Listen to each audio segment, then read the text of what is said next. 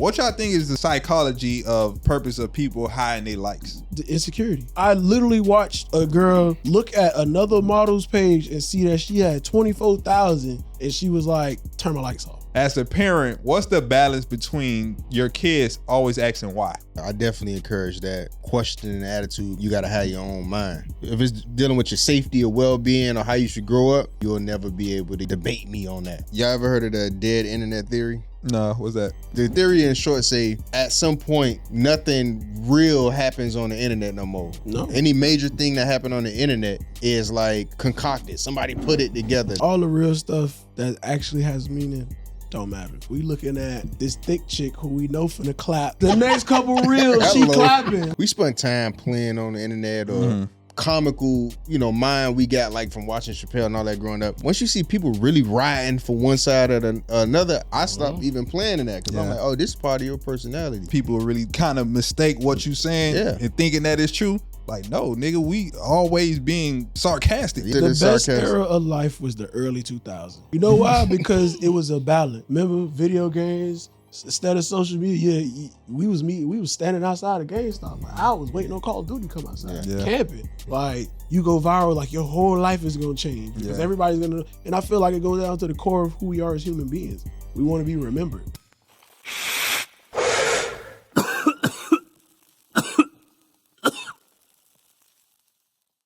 Your ass should be on a lot more, boy. It's funny. It's legit. It's so funny because he came in the comments. I swear to God, that nigga come in every comment section. The rep for Rated Clan. Like every fucking comments. Like I'm talking about the past prime peak years. He gonna come in and say some shit. And when we had the discussion last week about top 5, he like, nigga ain't say Denzel Curry. Oh, I seen that. And I was like. I said, nah, bro. My dog, in my mind, but I go look, I swear to God, anywhere that era come up, this same jit, I don't even know if he know y'all. That nigga Man, I ain't gonna lie, that Rated Clan shit kind of haunting, bro, because you go places, like I was working at the stadium. I was regular stage, regular civilian. I'm like, hey, sir, your seat's here. Ow. That nigga say, bruh, I know you, bruh. I'm like, you don't know me? You don't know me, sir. Your aisle's here. He's like, bruh, I grew up off your music, bruh. I know you, bruh. I'm like, sorry, sir, you have the wrong. He was like, you Soulja Mook. It's like, no, sir, my tag says Rashard. I was not trying to accept that, but then that nigga caught me in the hallway again. It was like, bruh, like, I know you got a regular job and music, but I ain't gonna lie, bruh, I grew up off your music. I love your music, bruh. And I was just like, all right, bro, but damn, bro, I'm at work, bro. Leave me alone, bro. But like, I be going certain places and people like recognize me, and I ain't gonna lie, I always felt like I was the most like unknown Rated Clan member. Like, not because like numbers but I was always like behind the scenes type shit. So like the Rated Clan era, like I really didn't like embrace it like everybody else did. Like everybody had the shirts, the tattoos, the numbers, the I'm this for life. I was more like, all right, what we doing next? So that Rated Clan was it was fun. Don't get me wrong, it was a blast. Like fantastic, amazing. Wouldn't have been in no other rap group. Right. But I ain't gonna lie, the side effects from it. You was deep in it though. And I like I said, I come across, see, our era is different. If I mention rappers that I know, if you a certain age, it's a certain group I mention. When I see these jits that's 28 and under, and I mention y'all boys, nigga, they eyes light up. Yeah. They're like, you know who? You was running with what? But you gotta think about it, shit, they ass was probably 14 at the time. Yeah. 13 at the time when y'all boys was really, really on. Yeah, and that's on 10. That'd be the weird part about it, because it's like we never really met our fans when we was in Rated Clan. Like Rated Clan was more like it was like a moment in time. Like even when y'all like remember, like Rated Clan wasn't even just like Rated Clan. Like Rated Clan was like 100 different cliques. Yeah. Like you had Rated Clan, then you had Flay Nation, then you had like Art Club and KLV, and like you had all these different groups that was either associated or in Rated Clan. Yeah. So for me, I being in it, like it was so many different sections and ranks and like it was organized but unorganized at the same time. It was like it had that Marvel feel, like the X-Men feel. Yeah, it was definitely a comic book. Like it was definitely a comic book run. It was New Avengers. Like only reason I say because Perp was more like if Captain America was Spawn type shit. Like, that's how I felt. Like, all right, like damn, okay, we got Spawn as the leader. All right, cool. Damn. You feel me? Like, all right, that was a 10 out of 10 analogy off the dome. I'll run with Spawn. Like we could do this. We could do this. Like the Dark Avengers. Because like everybody had like their own like character, but it wasn't like they was trying to be somebody. Certain people like you knew like they was faking the funk, but you wasn't really like on some, I'm gonna call you out. It was more like, all right, we gonna let you run with this until until we feel like it's too much. Yeah, until it get out of hand. Like until we like, all right, like that's not a good look. But like you had your like even with Ethan Wolf and Chris Travis, like they crossover episodes was like when they came to Miami, it was like, oh, them boys from Memphis, they here. Let's show them a good time. Let's show them, you feel me? Like, it was almost like, all right, these motherfuckers coming from space. We got to adventure with these niggas. Like, what we got to do? Like, even the whole ASAP situation, like, it was like, it was weird, bro. I feel like that was the weirdest era of just Rated Clan altogether. Because it felt like war. It was like an unprecedented war. Yeah. Like, because it was like, all right, you from Miami. You telling us all this weird, you feel me, crazy, demonic stuff is going on. We believe you. And then it's like 2-3 years down the line, you like, all right, bro, like, what's the real story? Like, wait a minute. What really happened, nigga? Because, but what made it worse for the whole situation is the ASAP unit on the other side didn't make it no better.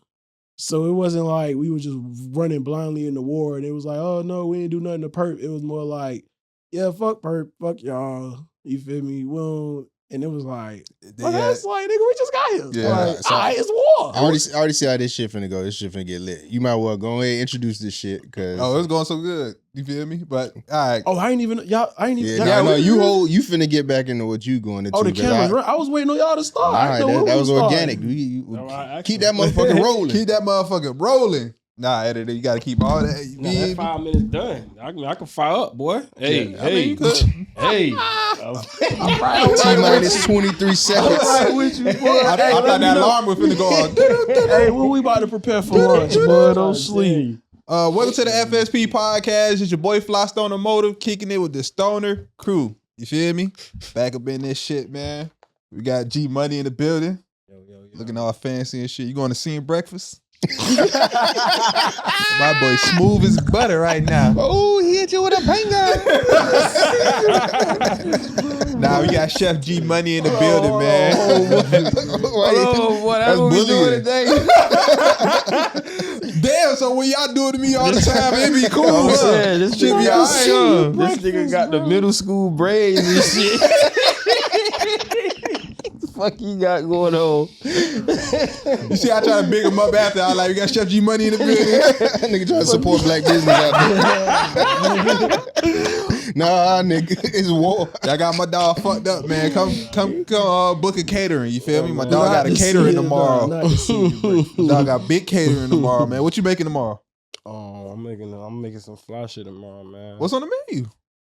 Shit, lamb chops, macaroni and cheese. Chicken wings, luxury, seafood rice, meatballs, pause. Yeah, all y'all out of town is when y'all slide down here, get y'all yacht, y'all little boat. Y'all make sure y'all holler at my dog G Money for that yacht food. You feel me? Big spread, you know what I'm saying? All y'all for real. Make sure that booking come with one security guard, me. One security guard. All y'all out there in Houston, LA. But all deposits come to me. We'll talk about that. I'm the accountant. He said you the accountant. I'm the accountant. Oh, Just I say already them. see where this go. The brothers accounting, the other brother Security. security. They gotta go through us first. Gotta go through a couple hands before it touch them. Like, damn, 123. This ain't even cover the ingredients. All I see was Pooh Shiesty.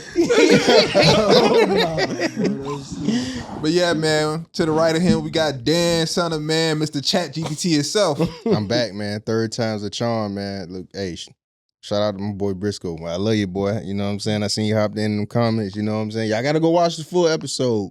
Yeah. I think we did a good job talking about what we was talking about, but we got to keep them motherfuckers rolling. We had the whole Miami chiming in. That shit be so crazy. People be at you about your opinion. Like, how you gonna tell me how I feel or like know what I grew up listening I ain't to? arguing with nobody, man. Motherfucker said Gloria Estefan should I did see that. should have been in the top 5. I'm like, bro, y'all. Somebody, this one I got mad. I just seen it today. Nigga said, "Nah, nigga tripping. What about Plies?" Bro, yeah, I did see Bro, I that. see it. I I was know like, it was bro, going you know on. what, bro? You just stupid, bro. I knew it was going to either be a Plies, a Tom G, or somebody who just not from here, bro. Yeah, He said top Dade County, Clearsday, bro. He not So going about here. Plies. And then it's of all time. It's like, y'all, how y'all get offended of all time? We didn't say who's the I best clearly said, lyricist. before my statement, I said, this is the people that I grew up listening to And and, that- to today's. You feel me? To today. You know what I'm saying? That'd be my That's thing. why City Girls made my list. You feel me? Yeah. That they popping, you know what I'm saying? From Yeah. today's era. Bruh, they They was- literally one of the most influential women. You feel me? For real? Oh, we ain't go. I don't want to get into that. You Yeah. feel me? We got. I mean, y'all was speaking on an overall sense, like just known. We or- was even talking about outside of even our own personal opinion. You know what Yeah. I'm saying? Because if I went by who rapped the best or who I like the most, which, Yeah. you know, some people gave who they like the most, Mhm. the list still would have been different. yeah, You feel me? But we was trying to give an overall consensus of like everybody in Dade County would agree on this list. Yeah. like rap. You know what I'm saying? influence. I don't know. It was- I mean, I watched that episode Mhm. because I seen it was a lot of JT, City Girls, Mhm. Uncle Luke, Trick Daddy, Trina. Yeah. I ain't gonna say I got a problem with that list, Mhm. but what I will say is Miami don't have a lot of artists for us to really pick from. So it ain't really like you could pick from like 60 different artists and be like it's only like 12. Like, Yeah, really Well, go I down mean, to but it. once they start naming people, you start seeing like, okay, like I said, when bro came and mentioned Curry, I'm like, on there, I had gave my full top 10. Curry was in my top 10. Yeah, Briscoe was in my top 10. that would make it JT Money harder was in though, my top because 10. you Yeah. only got 5 of them motherfuckers. If we said a top 10, Yeah. I feel like a lot of people would agree with our shit. If It we don't put put no that top pressure. 10. Yeah, like, don't put no pressure on you to come up with a 10. It's not. I feel like it's not enough people to pick. It's only enough people to put in order. Yeah, Like I feel like we don't have, because I could be like I don't listen to traditional rap or like known artists, so I'm more of an underground person. So Right. me, like I'd be in an argument, I'd be like Stick Up Kid, and everybody be like, who is that? Yeah. Like But you have some we people was in riding our- with you. we was in our saying he was in my era. Yeah. Mind you, we was in high school, but him and Iceberg had a lot of people in the chokehold at one point. Facts. Yeah. Because we were listening to a lot of local people. yeah. Mhm. But you feel me? That's not a conversation, because if you say that to somebody in Georgia, they're gonna be like, who is that? Exactly. So it's like we don't have a lot of known artists for us to really pick from. We only got a lot the way you could just put in a list like, all right, out of these Miami artists, who you think is number 1 and number 10 and number 12 and number 15? Yeah. Like, Yeah, because even when you think about like when people bring up Flo Rida and Yeah, Pitbull, bro, I literally just about to say for that. those reasons, that separate list would probably be Flo Rida, Pitbull, and Curry for worldwide impact. Because when they was thinking them, you talking about people who tour around the world Right. Yes. consistently. Yes. So that changes, but the average hood person, even though them boys got platinum plaques and all that, Trick probably gonna be in just about everybody. Yeah. Mhm. right. You know what I'm saying? But I mean, he's the grandfather Yeah. for us. Like, it's not even like Trick, like you can't leave Trick out the list because he set the tone at one point. Trick- Him and Trina set the tone. Trick was competing with Tupac. You feel Exactly. me? Like at one point in time, so it's like you gotta put him, and then Luke. What Luke did Luke for made- rap music, period. yeah. Luke, all right, so I feel like this, like Miami, we got everything you need. We got the gangsters, we got the thugs, we got the parties, we got the yacht. Mhm. So it's like the combination. You got Luke if you really want, you feel you want to get the party live and you want it to be, you're not looking for lyrics, you looking for a vibe. You feel me? Throw on some loop. You want something to be like a bump where everybody can enjoy and sing along and everybody know what this means? Because it's different when everybody know what it means. Yeah. You throw on Trick. And then if you want to get some love, you throw on the female version of Trick, Trina. For sure. So it's like, we had like, and then even if we wasn't listening to them, you had Fat Boy Rhyme, all of them. Yep. They brought Like we was more like dancing music anyway. Yeah. So it wasn't even like, we were listening to whoever had the most, I ain't even gonna say influential, but whoever had the vibes. songs. Yeah. Who like, brought the vibes, then that's what we would what is listen it, Young to. Gordon? I Yeah. believe. Young Gordon. Yeah. Like, bro, like, it didn't matter if you was famous. It was like, yo, this smack. Like, even if you wasn't even from Miami, like, we gave you a pass. It actually feels Look good at to bring T-Pain. up all T-Pain these not from names. Miami, Yeah. but he got played all through everything. Like, Yeah. you had T-Pain on your playlist. Like, Because DJ before Khaled, you even knew he was from Tally, he was on your playlist. DJ Khaled had that real run. Before I'm Hood came out, he was on your playlist. Yeah. So it's like, On the mixtape underground scene, him I and feel Flash, like you feel Miami being the Sparta that it is, me? like, I feel like like us being that island of a state. I feel like that's where it's a blessing and a curse. Yeah. Low-key, everybody top 5 would never be right. Especially just people on the internet, because there's always gonna be so much different eras and so much different locations. So that shit really varies on all that shit. But anyway, we got a special guest up in the building, because we'll go talk about that shit for days. Right.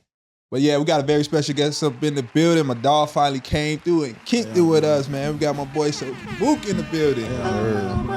Critical to the underground.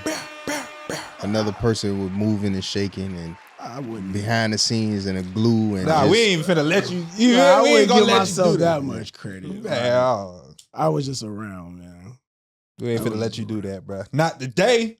Not with these yellow walls behind you. I ain't gonna lie, I've been wanting to see these yellow ones. I ain't gonna lie, man. Felt like I was like watching y'all. I'm like, damn, them boys in the back rooms, on the back rooms with their rooms with the back rooms. Like, I was like, damn, boy. So hop back in your story. We stopped you. Yeah, We did a brief intermission. for the first yeah. 10, 15 minutes, you feel me, we do our amateur journalistic duty. So for the people out there who don't know, who is Soulja Mook? We need your whole resume, so you got to get ready to, you feel me? Because I feel like a lot of people be putting certain people in a box, and they don't know they do this, and that. Even when Bushy B was saying, he's like, yeah, boy, I direct, I act. You feel me? So we need your whole resume. We need everything you do. Okay, so I would say I just had this conversation. Who is Soulja Mook? Soulja Mook is a solutionist. Like, any situation you put me in, any problem, any place, anything, you could put me anywhere. I'm a leader. I can come up with any solution, and I can come up with the best way to make it fun and make it, you feel me, safe and professional wherever you put me. Good answer. My resume at this point, I pretty much done any and everything. Like, I feel immortal. That's the only way I can say it. Like, I felt like I done lived so many lives. Like, it's just crazy. Like, I don't even know where to start. Like, I could go from like just high school to where I'm at now, and it's like, Speak ain't no on way it. you You did got to all talk that. your shit. Like, Yeah, speak on it. Pop it. Pop it. I don't know. Like, Musician, director. musician, Filmmaker. director, filmmaker, animator. Now those feel like hobbies, because I always knew I could do them, and I've been doing them. Mm-hmm. So it's like, now that I know like I can do it, it's different. So I would say all that was hand in hand during the Rated Klan era too. Mhm. Because after finding Forbes and putting Forbes on and putting him in Rated Klan and just making him our exclusive videographer Yeah. and directing my own video shoots and directing, you feel me, all the video shoots of people in certain, like me, Puya, Nell, like just Rel, like just having that and being able to do that, and just, I felt like that was very important to the brand. Like, Pop your shit, man. I was like, Rated Klan showed me like, you don't have to be the face to be the leader. Yeah, for sure. Like, being Perk right hand man, it was a good and a bad thing. Like, it was like, he came to me for decisions, what we should do, how we should do it. So I was in charge of a lot of shit. I was in charge of not only my own micro label, but making sure everybody met up at my crib for meetings, for Raider Clan meetings, making sure everybody had a ride to whatever performance or venue we had, making sure all our drivers got in first so that they didn't get left outside, so that they didn't feel used. I ain't gonna lie, I snuck 40 people into an event. It was Raider Clan. I'll never forget this shit, bro. It was me. It was when Chief Keef. It was when Chief Keef and Raider Clan had an event together, and the security guard knew me. That's where they messed up at. The security guard knew me. Most of the venue was a fan of Perp, so we finessed it. The security was like, "Hey, I can only get 10 people in." I say, "You know what, bruh? That's cool. You get 10 people in." He was like, "Who all with you?" I was like, "These 10 right here. That's all we got is 10 people." He was like, "All right, I'm gonna let them in." That boy say, "Come on." I say, "All right, everybody, let's go. Come on. Come on, bro." All you just Niggas start saying double. he was like, "Hey, that's 23, 20." Hey, don't worry about it, bro. Hey, just let it go, bro. Just let it go. Go. Bruh, Unhead me. I'm talking about, hey, I'm like, bro, everybody was in full motion in the line. Just, He was like, "Come on, bro." I'm like, "Hey, this the last person. I kid you not." Luke, Uncle Luke. Yeah. The last one in, bro. Mind you, I went to the wrong green room or the wrong green VIP room section, because you know back then we ain't had green rooms. Yeah, They gave you a little section with one bottle of some cranberry juice, and that was y'all little, you feel me, green room. They get that swig passed around. Tell me how I never forget this shit, bro. I'm not even paying attention. I go in this room, I sit down, I'm vibing. I'm like, all right, so what we got to do next? I get handed a joint. Guess who handed me a motherfucking joint? Chief Keef him motherfucking self.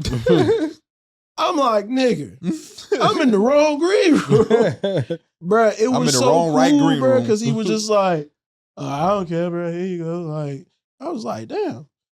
All right, this shit vibe. See Perk walk by. It was good. Him and Chief Keef go, yeah, I'm like, damn, bro. Like, this what it's like to be, you feel me? Like, and it was just like that whole Raider Clan era, bro, was just, like, even Metro Boomin. Yeah. Metro Boomin was technically Raider Clan at one point. Like, we used to speak on Twitter.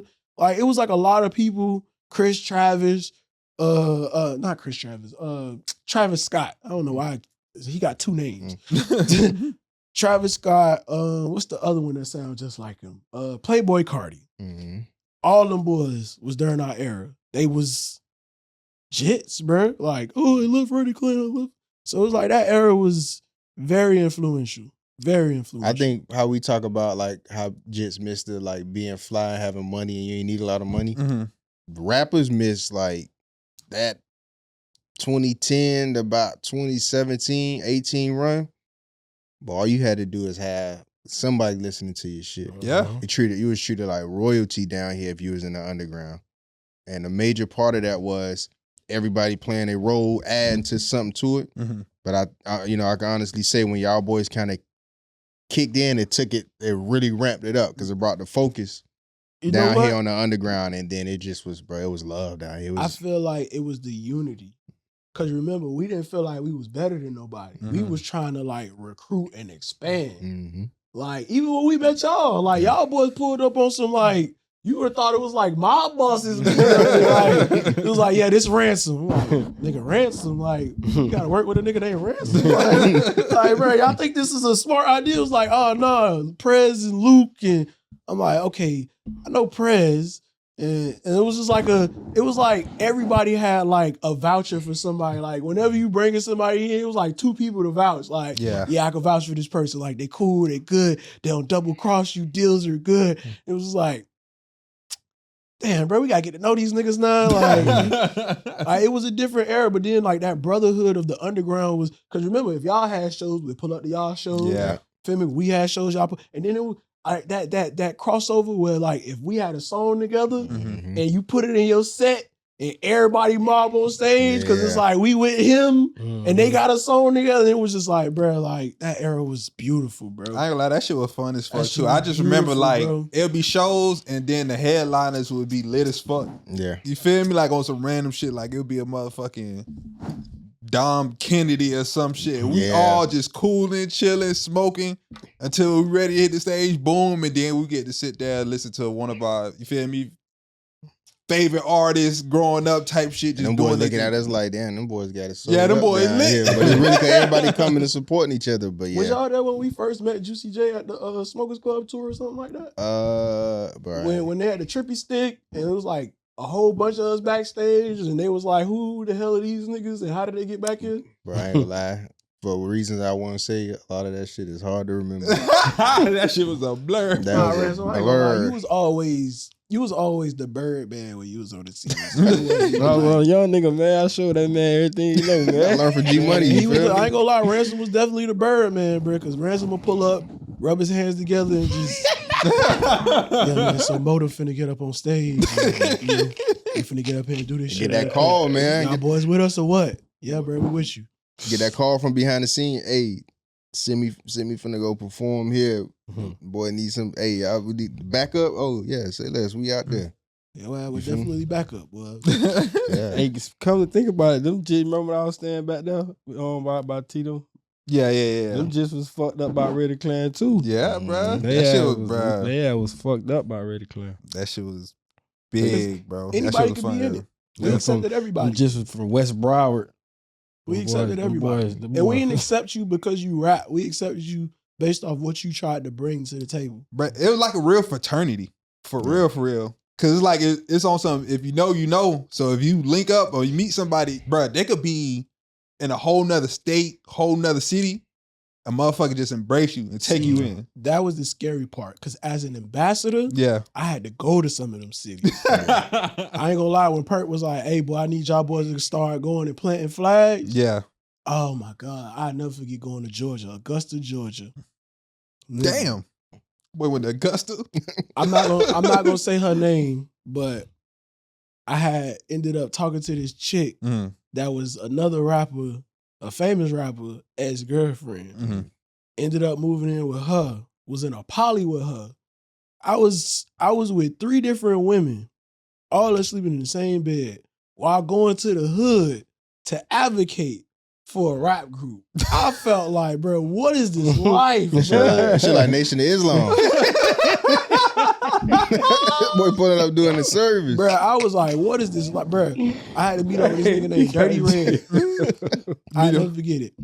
He was like, hey, bro, when you come to Georgia, come holler at me. I'll make sure you good. I'm in Riverdale.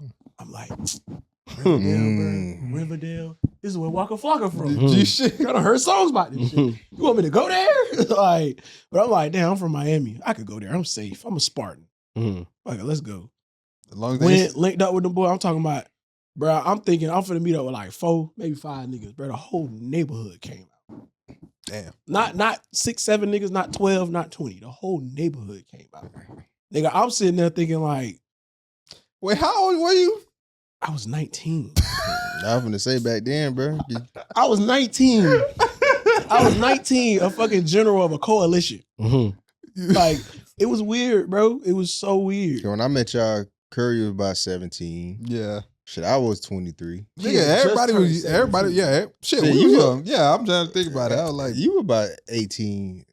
No, yeah, I'm probably like 20. 20. 21. Okay, so I'm probably about 24, 25. Yeah. Yeah. Bro, it was weird, Yeah. bro. It was weird being in charge of that many people.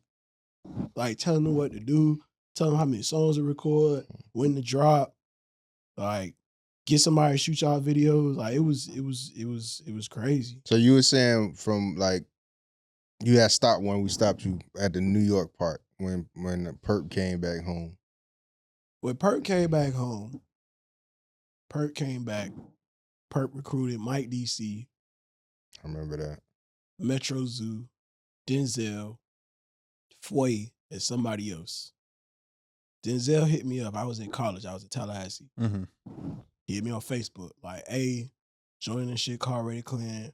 I need you in it. I need you to watch my back. I need you here. I was already leaving TCC. Cause you feel me, for whatever reason. Came back, met with Perk. Perk was on that. Yeah, they on the Illuminati. They shot a video with candles. I left that day. They're talking about ASAP. Yeah. Yeah. So apparently ASAP Rocky had a music video like 3 days, like he had a music video. And in the video, they had like this satanic circles. I've never seen the video, so I don't know what video it is. I think they dropped pictures. I don't know if I've ever seen the video. But It says it's a real video. He got the Bible, it's a pentagram, candles, all that. Per se, he walked in, seen that shit, looked on the ground. And he said, am I in the right place? He said, no, he didn't even say that. Nigga say, I'm out. That boy say he went back to wherever he was staying, packed all his stuff, bought a flight while he was packing, jumped on the flight, came back, sat down, thought about making his own movement, came up with the Ray Clan idea, went and just started looking for local underground, the best rappers, and then, you feel me, after that, it just turned into what it turned into. Damn. I became Perk right hand when it was a situation where we had to go to a venue and they couldn't get in. We couldn't get in. They were trying us. And it was like Denzel was 16. They were talking about alcohol and all this extra shit. And Perk was like, man, we just trying to perform. We just trying to perform. And I was like, let me talk to him. Went over there. I was like, hey, bro, we the best in the city. Like, we trying to do something. I know we young. We might, but like everybody here, we all came together. We ain't got no way back home. I gave him the whole rundown. And he was like, bruh, please don't get me fired, bruh. Like, he really was on some low. I'm dead ass. Like, he was like on some, bruh, like, y'all go in there, y'all perform, bruh, and y'all cleared. I was like, I got to get my little brother home at a certain time anyway. So you holding us up right now. Like, he got to perform first. Yeah. Like, he the youngest. Got in there, Perp did his thing. We all came in white tees. I never get white tee, khaki pants, khaki cargos. And we did that performance. We left. And then after that, it was just back to back. Like, we started doing like lounges, like little small clubs, little Broward clubs, like little small warehouse parties. Man, warehouse parties blew us up. Yeah. Broward warehouse park. Thank you, Broward. Thank you, Broward warehouse parties. Way back then. I said them parties used to be crazy. Yeah.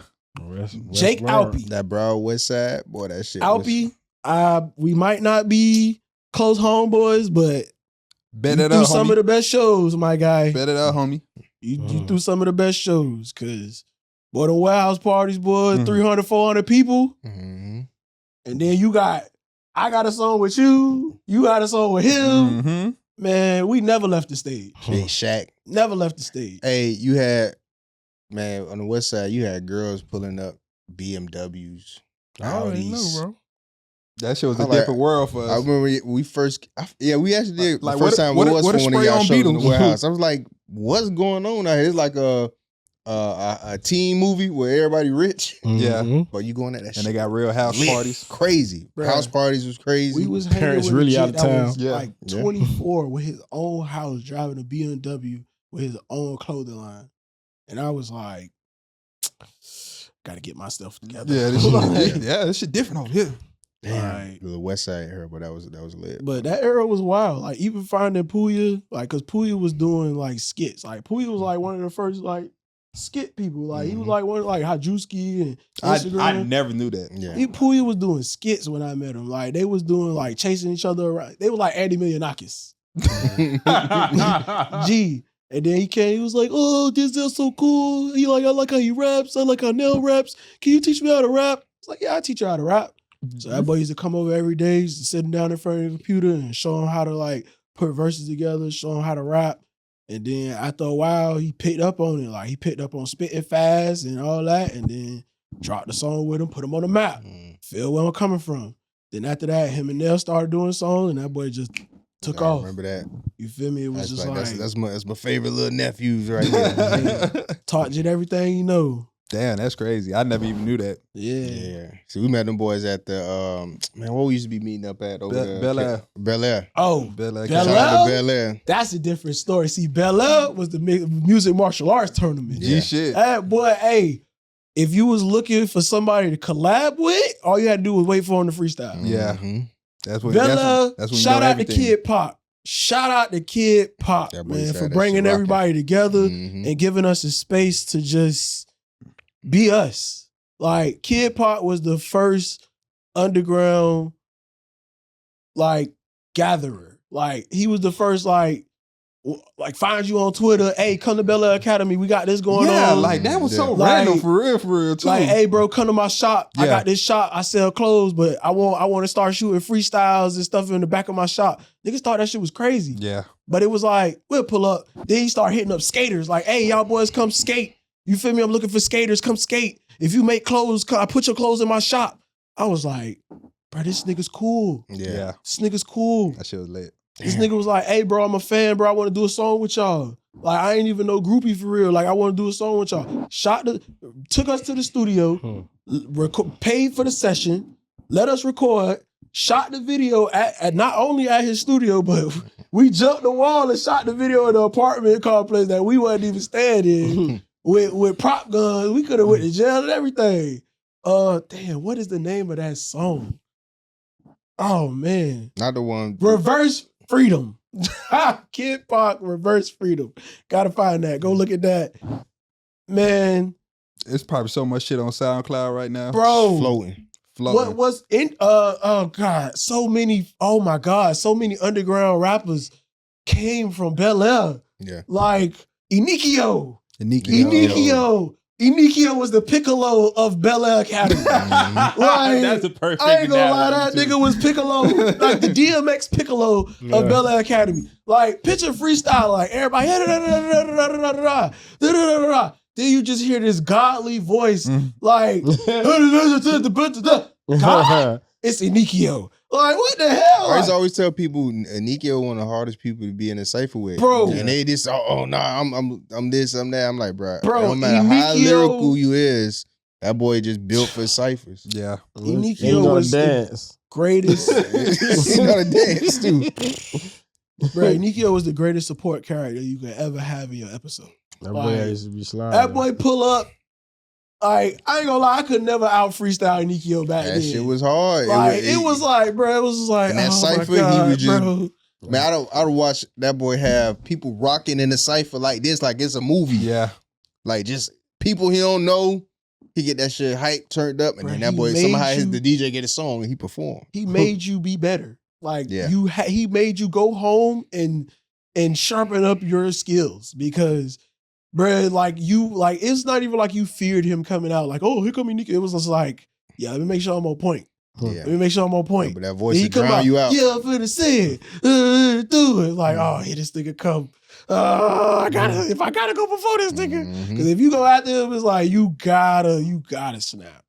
Like, you gotta snap. All right. So I do got to talk about it was a great era, but I do got to talk about the downside of it. You feel me? Mhm. So, There's a lot of downsides to it. you feel me? So we got to speak on it too. How do you feel about the people who like kind of took advantage of the situation, but wasn't really down for the movement? For real, for real. So it wasn't even that wasn't a thing. So we didn't care if you was really part of the movement Mhm. or not. We just needed the numbers. Yeah, I'm not yeah. even gonna lie to you. Damn. Like, the numbers was just intimidating, and me and Perp understood that once we realized like it was niggas repping Rated Klan that we had no control over telling them not to. Mm-hmm. So we was just like, all right, so let's do numbers. Mhm. If we could get 30 people to rep Rated Klan per day, we could be known. I promise to God, I can send you a screenshot if I can find it. We had points to where we would literally make people change remember back then it was AVI. Mm-hmm. It wasn't like your profile picture. It was like change your AVI. Mm.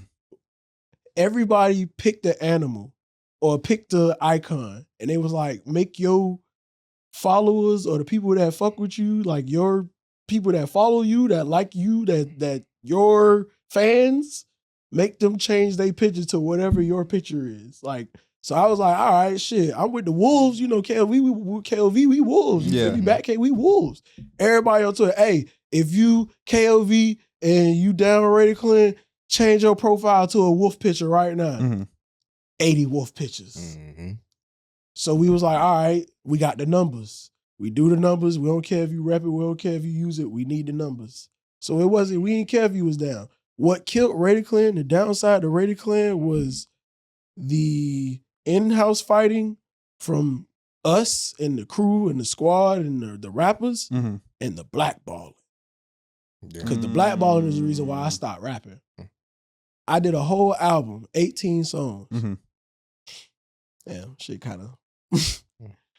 A nigga wanted to be down with ASAP so bad, he deleted my entire album. 3 months of recording, gone. That's tough. That's tough. Then, after that, this was after the aftermath of, like, a lot of the, now I'm talking on the aftermath of, after the aftermath of record, niggas was like, yeah, we don't need you no more. Soulja, like, we got Denzel. Like, Denzel is popping. We don't need you. Like, you not necessary. You don't need to be rapping no more. Yeah, you pack it up. I packed it up. I would have started a family. I was like, yeah, all right, cool. I'll show y'all. I'm finna go start a family. I'm about to really win. I'm like, I'm out. I'm finna go be happy. Like, I'm finna go try this out. Like, I did that. So the downside, the blackballing, the once ASAP won and everybody that was once Rated Klan converting to ASAP, like, that conversion was nasty. That's what happened? Bro. What? That's what happened, bro. That what the fuck? Man, the disembarkment, the disbandment, the disownment. Oh, it was nasty, bro. Like, picture people that you know was talking to you like, yeah, I'm gonna go get a Rated Klan tattoo, man. I'm gonna go get a Rated Klan tattoo. Like, a year later, I'm ASAP, bro. Rest in peace, ASAP. Yeah, rest in peace. Like, yeah, bro. Like, damn. That shit was tough. And I literally was talking on this last... I think with Briscoe, how people, like, you really had to sit and watch people see a movement come from your city, but you only know about the commercial shit. So you may, let's say if you heard about ASAP, but you may not know exactly what's going on with Rated Klan. Yeah. Even though they're like iconic in the underground, you don't know because you only listen to radio shit. Yeah. But the enjoyment, I feel like I used to see people like ready to not ride with people from the city. That used to kill me. I used to be on there city, bro. Going at it with people all day. I'm like, damn, even if you don't know them, if you hear this from Miami and New York going at it right now. Honestly, the Miami rappers destroyed Rated Klan. So the in-house fighting from when Chris Travis and Ether Wolf showed up, them being higher ranking Rated Klan members. Huh? Chris Travis. Chris Travis. My bad. I'm sorry. When Chris Travis and Ether Wolf came down, them being higher ranking Rated Klan artists and certain artists being jealous of them coming in and getting treated better, that started a disturbance. Women, everybody fighting over certain women, so beefing over certain women, high ranking, you being in control of, you know, who do what, who release what. It was just so much in-house fighting and jealousy and envy and who got more fans. It was just... Me and Denzel got kicked out. Damn. We got kicked out. So Denzel never left Rated Klan. Me and Denzel got kicked out. First time hearing this. First time. So we got a call. Well, I got a call. And they was snapping because Denzel had posted something and was like, hey, all this stuff that... Denzel went political. He was like, hey, Rated Klan going through some personal issues right now. You feel me? Don't let this be... I think I remember that day. You feel me? Like, we trying to figure this out right now. Like, everybody just chill. You feel me? And Dodo called. Dodo called and snapping. Y'all niggas, y'all ain't really Rated Klan. Man, matter of fact, at second in command and this nigga brother, I'm taking pulling and y'all niggas out. He was taking that shit. What? We out. Like, what you mean? We out. Don't be repping that shit. Don't put up nothing, Rated Klan, nothing. Say less. Okay. I said back. Okay. Okay. I looked at Denzel over there at the computer. I said, hey, bro, we just got kicked out of Rated Klan. He said, he don't want you repping this shit or nothing at all either. Okay. Denzel posted, hey, I just got kicked out of Rated Clan. Get another call. Perk. I ain't kicked y'all out of Rated Clan. What's going on? Hey, man, Dodo just kicked us out of Rated. Dodo don't run nothing. I'm like, bruh, it's a lot of infighting going on. Niggas fighting for rank. Semi beefing with Kenayata. Ether Wolf beefing with Dodo. Like, it's so much going on right now, There's bro. a Wi-Fi going on. And it's like, gotta control the that niggas, bitch. the Rated Clan Georgia jealous, they ain't getting put on. Like, bro, it's so much infighting going on right now. But then me and Denzel realized, okay, right now, this is the best time to pivot. And we came up with the Star Wars. We used the Star Wars rule. This is when me and Denzel realized the rule of two, the apprentice and the master. I was the master, Denzel was the apprentice. Me and Denzel played off each other for a long time until Mark, shout out to Mark. My boy Mark.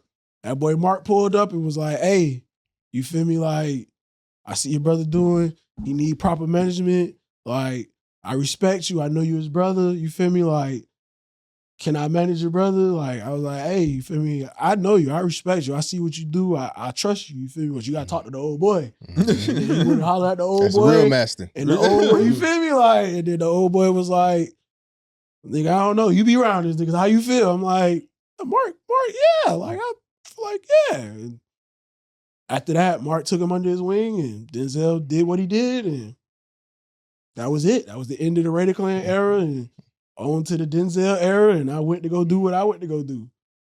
That's lit. My dog Denzel, that boy know. People don't even know. Denzel used to be at our crib, really just vibing, but cutting up, bro. This nigga just funny as fuck. My oldest brother loved just being around Denzel, just tripping. But he'll call me like, hey, we got a show at Villa 221. Bring the scrap. I said, what? Like, man, I heard this nigga Bari, ASAP Bari, all these niggas gonna be at. I said, oh, I got you, dog. You ain't gotta worry about these. You ain't gotta worry about these. Oh, y'all ain't pull up the Grand Central? Well, I mean, not Grand Central, but Fillmore? That's what we ain't. Woo! Boy, that night was amazing. Bro, that was the greatest night of my life. He said the greatest. Bro, y'all want to hear that story? Yeah, because all we saw was what happened from Hey, I ain't Twitter gonna lie, angle. boy. I've been wanting to tell that story for a long ass time. Boy, anybody who was done know this. All right, so ASAP Rocky Editor, get ready. had a show at Fillmore. So mind you, Fillmore, big venue. Shout out to the Rated Clan infiltrators. Bruh, like 4, maybe 5 Rated Clan infiltrators bought tickets. They was like, hey, we bought tickets so we can sneak y'all in. Bro, this nigga Perk called a meeting. They put this shit on Twitter now. This nigga Perk called a meeting. Hey, we finna ambush them boys at Fillmore. We finna get in and we finna take them boys down. We finna pull up. I'm like, so we finna pull up and like, all right, let's think this through. Like that ass. I'm like, how we gonna do this, bro? Because I don't plan on going to jail. Especially on that beach, boy. I ain't gonna lie.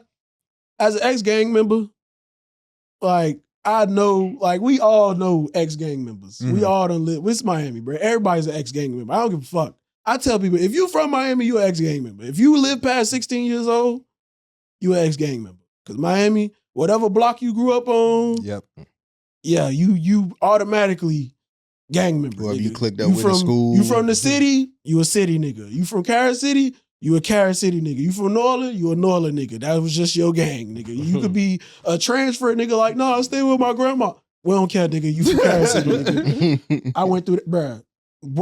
Anyway, nigga, we get there, we figure this out. I'm like, all right, so we got to figure out rides. He calling up everybody that drive. We figure out, so Harvey, shout out to Harvey G, shout out to Foy. Shout out to Harvey. This nigga, they just assembled all the diehard gangster fans. Like all the fans that was like, yeah, Rated Clan. Like they summoned their ass. So me, I ain't gonna lie, I was nervous. I'm not finna act like, oh, y'all Ray out. Nah, nigga, I was nervous. I'm like, so we riding with like 60 people. Damn. Nah, dead ass, bro. We like 4 people per car, 6 people per car, like 8, 9 cars deep. Bro, it was crazy, bro. Then you got people already meeting us there. Mm-hmm. Bro, I ain't gonna lie, bro, that shit was dangerous, bro. We got there. The fan text Perk, what door to meet him at. Oh shit. We got to the door, that boy hit the nigga, all you seen was a swarm of people. Nigga, me, Harvey, Foy, Perk, Rob Banks. Rob Banks. The key to the story. We get to the stage. Rob calls a retreat. Hey, I don't think we should do this, y'all boys. We should fall back. It's too late to have a conscience. It's 100 motherfuckers geeked up right now. I ain't gonna lie. Don't let me out moments. It's too late. I ain't gonna lie. Harvey was pissed. Foy pissed. Perp pissed. Everybody on 10. Everybody on go. Rob, because he got the cavalry. He got the Broward section, the squad that came with him. Mind you, it's 4 different squads there, bro. Yeah. Like you got Perp squad, which is the core Raider clan. Then you got the fans, like the fans that showed up. Then you got the allied rappers like that was with us. And then you got Rob Banks and the Broward section that showed up. So we was all in that, like, and they called a retreat. We got outside. Everybody like hype. Then next thing you know, them boys came out the back talking. And Schoolboy Q was there. And I guess somebody jumped the gate. Them boys came out. Barry came out. And it was just like, man, everybody just swarmed on that boy. It was just pure chaos, bro. Police showed up. They swarmed on who? They swarmed on Barry. Oh. Nell and Barry got like, boy were going, everybody was going at it. Like, I can't really, like, it was just so chaotic, bro. Next thing you know, police. I'm like, oh, it's up. I'll never forget this. My homeboy with fake police lights on his truck pull up. Right there, I ain't know it was him. I promise to God. That boy roll down, Mook, get in. I say, oh my God. I'm free. Bro, that boy opened up the back seat. I jump in that thing. That boy got the police lights on. Nigga, I'm in that bit like, bro, thank God you sent my dog with the police lights. I'm in that bit, we right, bro. That nigga took me all the way to the crib. I get to the crib, I jump in the crib, I go in the crib, just there looking at me like, bro, what happened? Oh, that nigga ain't even go. I'm like, boy, you gonna find out tomorrow because I need to go to sleep right now. I can't believe this shit. Well, I made this my Bro, I ain't gonna bed. say my dog name, but shout out to my boy Eddie Bay. I don't care. Shout out to my boy Eddie Bay. I ain't gonna say his name, but I'm gonna say his name. I'm gonna say his name. Y'all know who Eddie Bay is. This is a bunch of Eddie Bay. Shout out to my boy Eddie Bay, dog. That boy pulled up in the police truck with the alerts, bro. I was like, oh, I'm going to jail. That boy say, move out there. Oh shit, that's funny as fuck. Oh, bro, it was like some GTA, bro. I was like, bro, that boy had the perfect escape vehicle on hand, bro. That shit was beautiful, bro. Right. Bro, I promise you, it was so Up, down, beautiful. up, down. Bro, he pulled our police like sirens on everything. I was like, oh, it's over for me. That boy say, Mook, get in. Nigga just seen that shit transpire on Twitter when Twitter wasn't even like, you couldn't even put no pictures and shit like that. No pictures, no videos, none of And I that promise shit. to God, hand on the Bible, every bit of that story is true. I just remember waking up one day and just seeing like everybody talk about this shit for real. God, for real. that day was crazy. That night was crazy. That's funny. bro. I think, like you said, it just when it started fracturing, because at the end of the day, me and Perk was cool, definitely too. But I think out of all I think I met Curry first, and I kind of took you know what I'm saying, like a liking, like a little brother, little homie. I mean, to me. Perp. Once Perp started trolling and becoming like a very unlikable person, Mm-hmm. everybody started gravitating to Denzel. Yeah. Cause like it was like he got a mental illness. He does have a mental illness. It's a chemical imbalance in his brain. Mhm. I'm not saying that to cop a plea or nothing like that. He actually has a medical issue, and it just got worse over time. And I feel like we in the Black community don't recognize mental illness At all. Like we just, you feel me? Like, oh, this person's trolling. This person, like depression is also a mental illness. Mhm. It's like a common cold, Mhm. but it's still a mental illness. Mhm. But when you got a chemical imbalance, and then you lose everything, and then you fall into a depression. Like, how many of us go broke and turn into a whole totally different nigga? Everybody, motherfucker, get to Like, fighting you feel me? demons. So imagine you was on top of the world. You feel me? Like, you was just in control of everything. Like, you had people screaming your name. You was in control, and all of it fell apart, and everybody blamed you. Yeah. Damn. And it has such impact. Right? And he was a Nationwide. great leader. You feel me? He was Yeah. a great leader, phenomenal leader. Put a lot of you really a leader. You feel me? Y'all leaders because who y'all put on. You feel me? Y'all put a lot of people on, and it's not even a lot of people who's successful and in that position could even say the same thing, even if they tried. Yeah. Like, there's a lot of motherfuckers who try to put other people on, and that shit get nowhere. You feel me? For the amount of people, even if it was 2 or 3, but y'all put on a plethora of people, it's like, bruh, that's really some shit for real, for real. I like the unity. I just miss the unity of it. I miss the unity. I miss how connected the underground was. I miss how important it was to be friends Yeah. in the underground. Because remember, at one point, if we didn't like if a whole union of people didn't associate with one person, Mm-hmm. it wasn't even like we backdoored you or you blackballed you. We would let you know, like, hey, we don't like you, bro. Yeah. Like we'll tell you straight up, like, we don't like you, bro. Like, we talking about you in the community. Like, we don't like you, bro. Like, it was so many names that pop up, like, hey, this person do bad business. They don't pay when they do venues, or they let their people perform 2 hours longer than what they're supposed to, or you feel me? They cuff slots. Like, we used to ban people. Remember blogs? Yeah. Bro, blogs is what blew us up back then. We used Yeah. to ask for people to come to our shows and write about our shows. Right. They don't do that no more.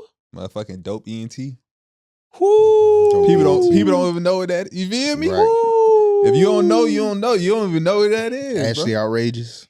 Ashley Outrageous. You feel me? The motherfucking venues you dope be at. ENT. Damn, that's a throwback right there. For real, for real. It stayed connected, but I think it moved on to like kind of like it got cleaned up because as we got past that kind of gritty, traditional underground era, Wynwood was just starting to go up. So it got a little fancier. So that's when we got into the what's the club we used to go to on 36th Street?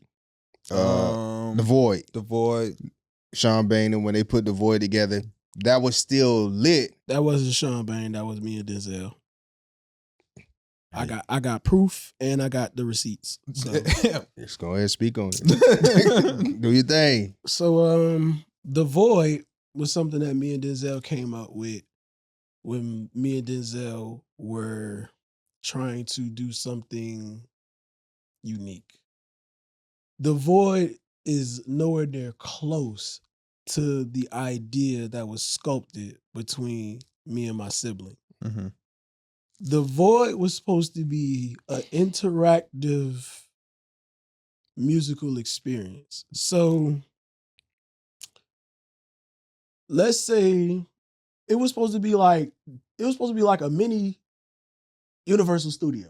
Mm-hmm. So we record a pre-recorded like announcement, like, hey everybody, like da-da-da-da-da. But like we got on like hazmat suits and stuff like that. We're like, hey everybody, da-da-da-da-da. Welcome to and you're about to enter the Void. And then we jump into the portal and then it show like whatever visual effects or whoever, let's say we book somebody. Like, we'll bring you in, you'll come record your set on a green screen, put all these crazy visuals behind you, put you in a costume or whatever. And then while your set is being played at the Void, you have alternate visuals in the to background. your sounds in the background. Okay. Like, it was supposed to be like a different universe. Some real 4D shit. But it was supposed to be like, it's catered and unique to you. So like, we wasn't finna just play your music video in the background or just play a mix. Like, let's say we took your song, took the vocals off and had somebody put house music behind it, like how they do with house, and they put the acapellas with Tupac, or like we do your version but a house version. Mm-hmm. We were trying to expand underground music from what it was. Like, you wasn't finna just be a rapper. We was finna take your vocals, put it on this house music, throw these visuals up, and show the world that this is you're more than just a rapper. Right. There's more creativity than just spinning your song. You feel me? Right. Like, And each artist, each event was going to be a different theme and sometimes a different person. Mhm. And I still got the pre visuals to it. I still got the pre setup to it. I still got the paperwork. Like, I'm on my whack 100. I got the paperwork. I got the paperwork. Like, nah, that was me and Denzel. That makes sense because And- that's coming off the Boiler Room era. That's coming off of like when dubstep was coming. Room. Yep. Yeah, like Yep. And we got that idea from Boiler Room. I remember. From when me and Denzel did, when Denzel did Boiler Room. Not me and Denzel, I'm not. But and what's the name, crib, right? yes. Yes. Yeah. I was on And that one. The reason why Sean Bang was a part, Denzel wanted him to be the DJ. He was like, yo, I love how you DJ. I love your creativity. I love everything that you could bring to the table. I feel like you could be the partner to it. And however they did their business, they did their business. I wasn't a part of the business part. I was part of the creative part, the Yeah. idea, the sculpting, and making sure this is what our event looks like. However that went awry. And Sean Bang, that was the void. That's now what it is, and and no shade, no envy, no nothing. Congratulations to you, brother. Support it. But yeah, the original idea, Denzel Curry. That's crazy. I mean, it was still a moment. But I'm pretty sure that I usually be in on the deep cuts. I ain't never hear that. You feel me? I'm not letting nobody. That's why Yeah. I don't do podcasts, bro. Because I'm like, y'all get the exclusives. We're getting hella exclusive. Like, Yeah. So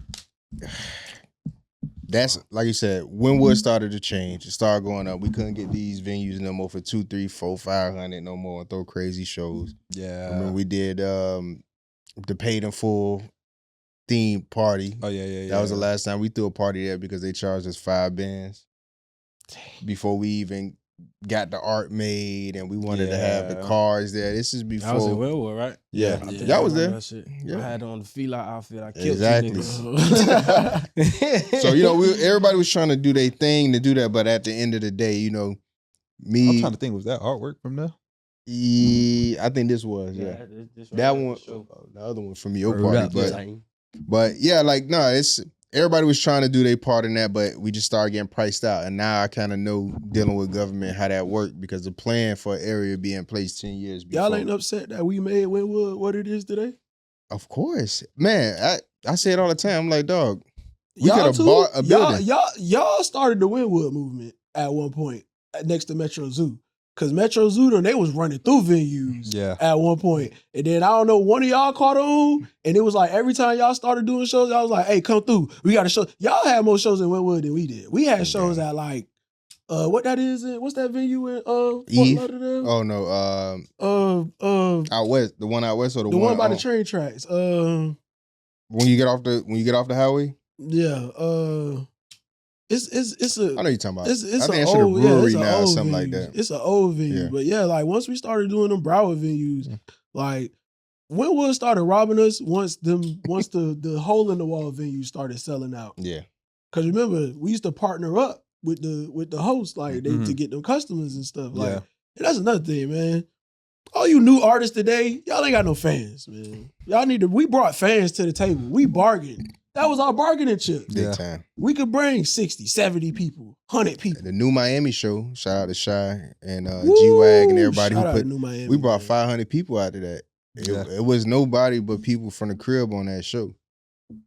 Prez was on that show. We had a slot on What that. was that shit? Avenue D? Or something? No, this was Eve.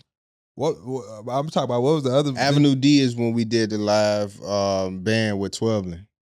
I thought that was Purdy. No, that was Avenue D. Oh. Avenue D. That was the one downtown. But there was a couple shows there too, wasn't it? I remember going to No, a yeah, few it was shows there. it was a whole bunch of dope ENT shows there. Remember, Wynwood was like the starter shows. Remember, Yeah. Wynwood was a lot of lounge shows Yeah. back Yeah. then. Like, we'd do a lot of shows at lounges. I think we had like 3 venues that we had like stages. Yeah, Purdy was on the beach. And then we had to graduate to Grand Central. Because remember, Grand Central, once Oh, you that touch was Grand good. Central, I think Grand that's what I Central was was talking the about. one. Grand once you Central. touch Grand Central, that was like graduating, bro. And Like, you talking about Peach Fuzz too, upstairs. I think so too. Peach Fuzz was upstairs. Grand Central. I ain't gonna lie, downstairs. Peach Fuzz was lit too. Yeah, remember? no. I still Eve, got those Peach videos Fuzz. too. Yeah, no. Yeah, I got those videos. Peach See, they don't got Fuzz. shit like that no more. What Shit was cool, laid back. What was vibe. Chocolate Sundays at? What was that at? That was at Purdy on the beach. Them two. They gave us. They showed us love too. A lot of small lounges and a lot of small clubs Yeah, gave us love. DJ maneuvers. Yeah. Just putting them Alright. together, get the rock band behind you. But Grand play Central, mixtape. shout out to Grand Central for graduation. Yeah. If you touch Grand Central stage, you graduated. So I think out of that, what I was still happy to see, because I think at that point, that's when we started to, you were still kicking up and doing your thing, but we started to see it more from the business side. Like, shout out to Marley, me and her back cool, we talking. But after Vive, and I like kind of did some of the operation stuff behind that, I was like, yeah, I think I need to be more on the helping people get on stage type of vibe. You feel me? Yeah. And it was definitely, I was happy to see when 12 caught his stride during that time. Curry was taking off. X. Y'all had all these people coming together.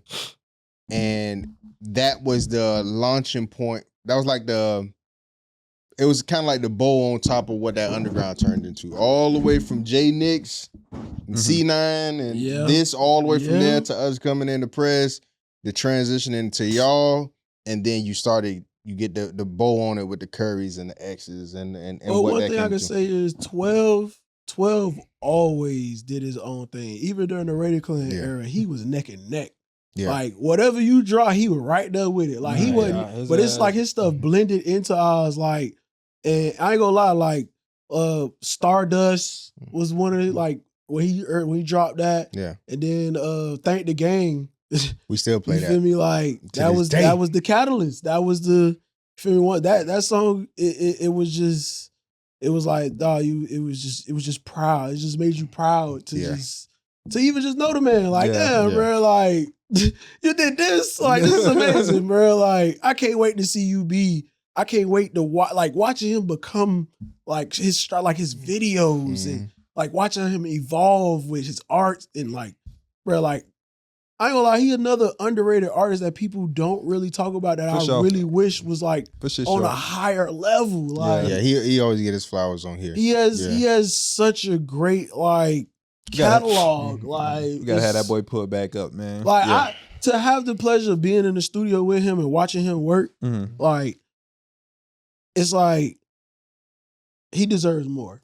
Like the amount of patience and amount of detail and amount of effort he puts into just every chord for when he making a beat. I was finna say, didn't that boy Dan just start off with a real band type shit? For real? Like that's what he did at Avenue D. He is really efficient when he in the studio. Yeah. Like being in the studio with 12 is like laser focused. Like it's like almost like when he get in the studio, like it don't matter whose studio it is. Like he generate his own atmosphere first. And then like he lock in and then like after that, it's like he go into this zen. And then it's just like he's like a little kid. Yeah. But it's like, it's almost like a kid and a teenager in the same blend. And it's like you can see where he pulled all of his like thoughts like into his music. Like, and I was just like, I'm recording this man. Like, so that's how you do. That's how you zone. But see, Miami's so crazy because all the shit we talking about, let's say to the average hood person, they didn't know none of this was going on. This is like a subculture universe that once you step out of the county, is nationally known stuff. I ran into people who recognize me from that in different cities. But it's so weird you could be in Miami where this is going on this major scale, but the average person going to take one Rolex don't have a clue. May be aware, may not be aware. They started to pick up, a little bit. I ain't never know nothing about that shit. That nigga taught me. Well, that's the thing. And that's how it kind of leaked out by association. This is what I like about being the Avatar. Being able to walk in all the different nations, the fire nation, the earth nation, water nation, air nation. Right. Like, I can walk all ground. So I'm a nerd. I'm a thug. I'm also a black man. And you feel me? I could be, you feel me, calm, laid back. You feel me? Like, Eclectic. so it's like, I done been in both worlds when it come to Miami. Like, deep in the trenches and cosplay events. Right. So it's like, on the hood side, and I'm gonna say this, on the office side. On the office side of the family, because Miami is two different sides of the family. You got the South Beach side, you got the office side of the family. On the office side of the family, that's our ghetto family, that's our hood family. You feel me? They don't really watch cartoons. They don't really, you feel me? They don't like nothing but sports, gambling, and you feel me? BET. Rap. Yeah, exactly. That's the older 80s, like 1984 brother. That's your older brother. That's the, you feel me? That's that vibe. We like sports, we like gambling, we like liquor. You feel me? We like we like this type of shit. Right. But then you got the South Beach side, where it's like, well, shit, we like everything. We like jet skis, we like palm trees. You could dress up however you want to dress up, male, female, however you want. Versace, no Versace, broke pole. You can sleep on the sidewalk, or you could walk by and all gold with diamonds. You could drive a Rolls Royce, or you could drive a dirty ass scooter. Like, you feel me? Like South Beach, all is welcome. As long as you got money, you're welcome. Right. Like, even if you don't got money, just stay out our way. You're welcome. Like, I realized like it's two different sides of the family. Like, the office would be your ghetto ass old boy, and South Beach would be your bougie ass old girl. Right. Like, you feel me? Your old girl might be, she black, but she tell everybody she Dominican. You feel me? Your old boy black, but this nigga don't care about nothing. He just, you feel me? All he do is watch TV and, you feel me, parlay.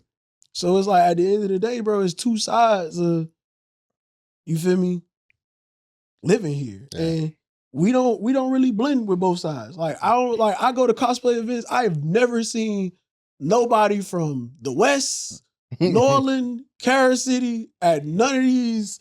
I'm going to one next week. I know ain't none of y'all finna be there. I'm finna have a blast. Yeah. Like, y'all ain't going to the Miami International to go to no Comic Con. Yeah. Y'all ain't going to Otaku Fest. Yeah. Like, y'all ain't going to none of that. Y'all ain't finna go to Horror Fest. Y'all ain't going to none of that.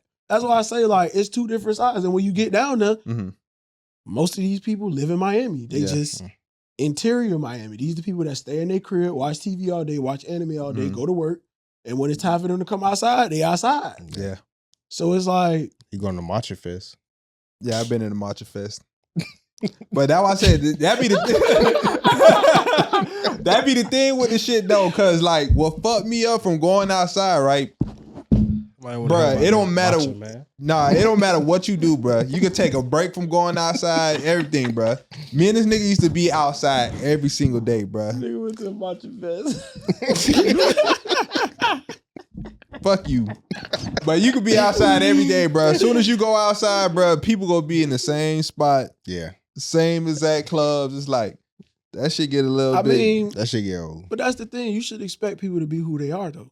Yeah, for sure. But it's just like, man. I be at the point I just want to see new things, see new people. You feel me? But Shit like that's that. you. Yeah. You can't expect people to wake up and want to do the same thing. Like, when you do see people do that, it's an Instagram post. Like, hey, I'm in Jamaica. Yeah, for sure. But even that ain't nothing Montego different. Bay. Yeah. Like, That still be kind of monkey see, monkey do a little I ain't gonna, bit. but you know those what I'm saying? checkpoints, I call those checkpoint dates. Yeah. Like, oh yeah, checkpoint date. Like, bro, we all know how much it costs to go to Jamaica. Yeah. We all know how much it costs You to know go what to you Puerto had to Rico. get to that. See, I'll fuck around. We Go all to know that's- Wyoming. We all know that's. What? I'll go to North Dakota.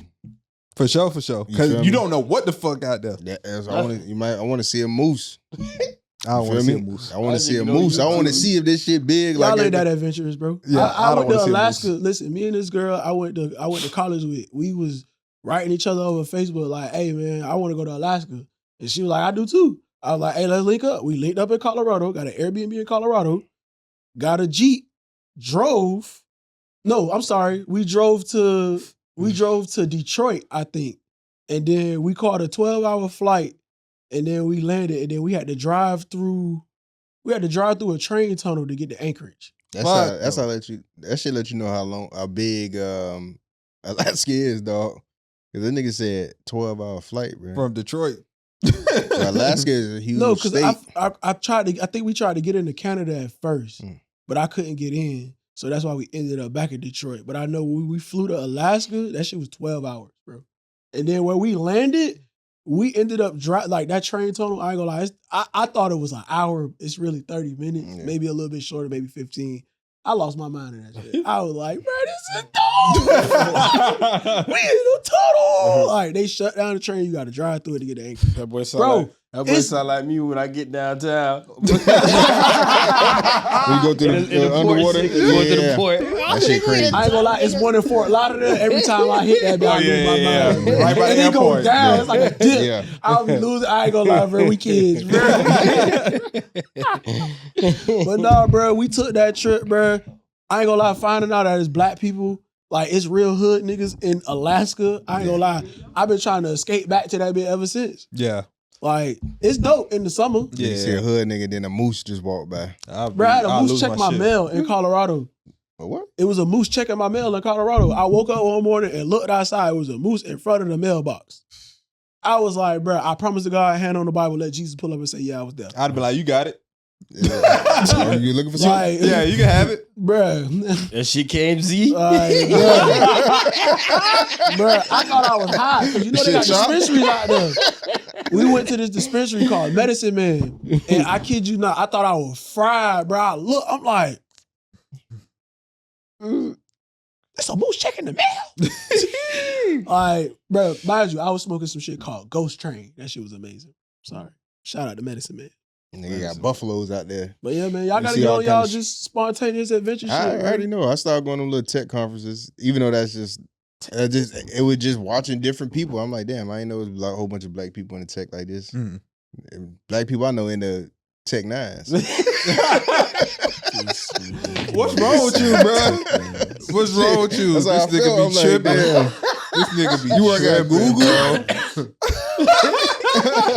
That's crazy. How you got that job? You know what I want to get into? What? Oh shit. That's kind of new on my bucket list for 2027. Y'all gonna laugh y'all ass off. LARPing.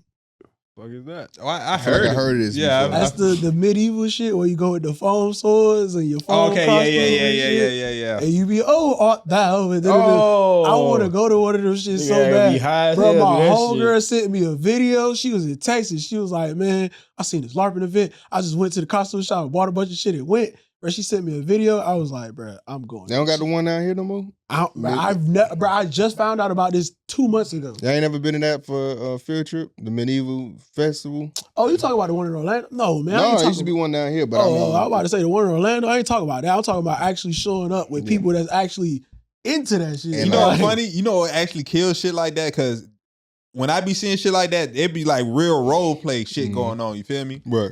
And fucking shit like Grand Theft Auto online role play will kill shit like that. You feel me? Like, yeah, because niggas doing it online, the virtual world now. You feel me? Literally, bro. Because, bro, with that Grand Theft Auto shit, bro, you literally have to stay in character. This shit is not about, you feel me? Oh, I ain't gonna lie.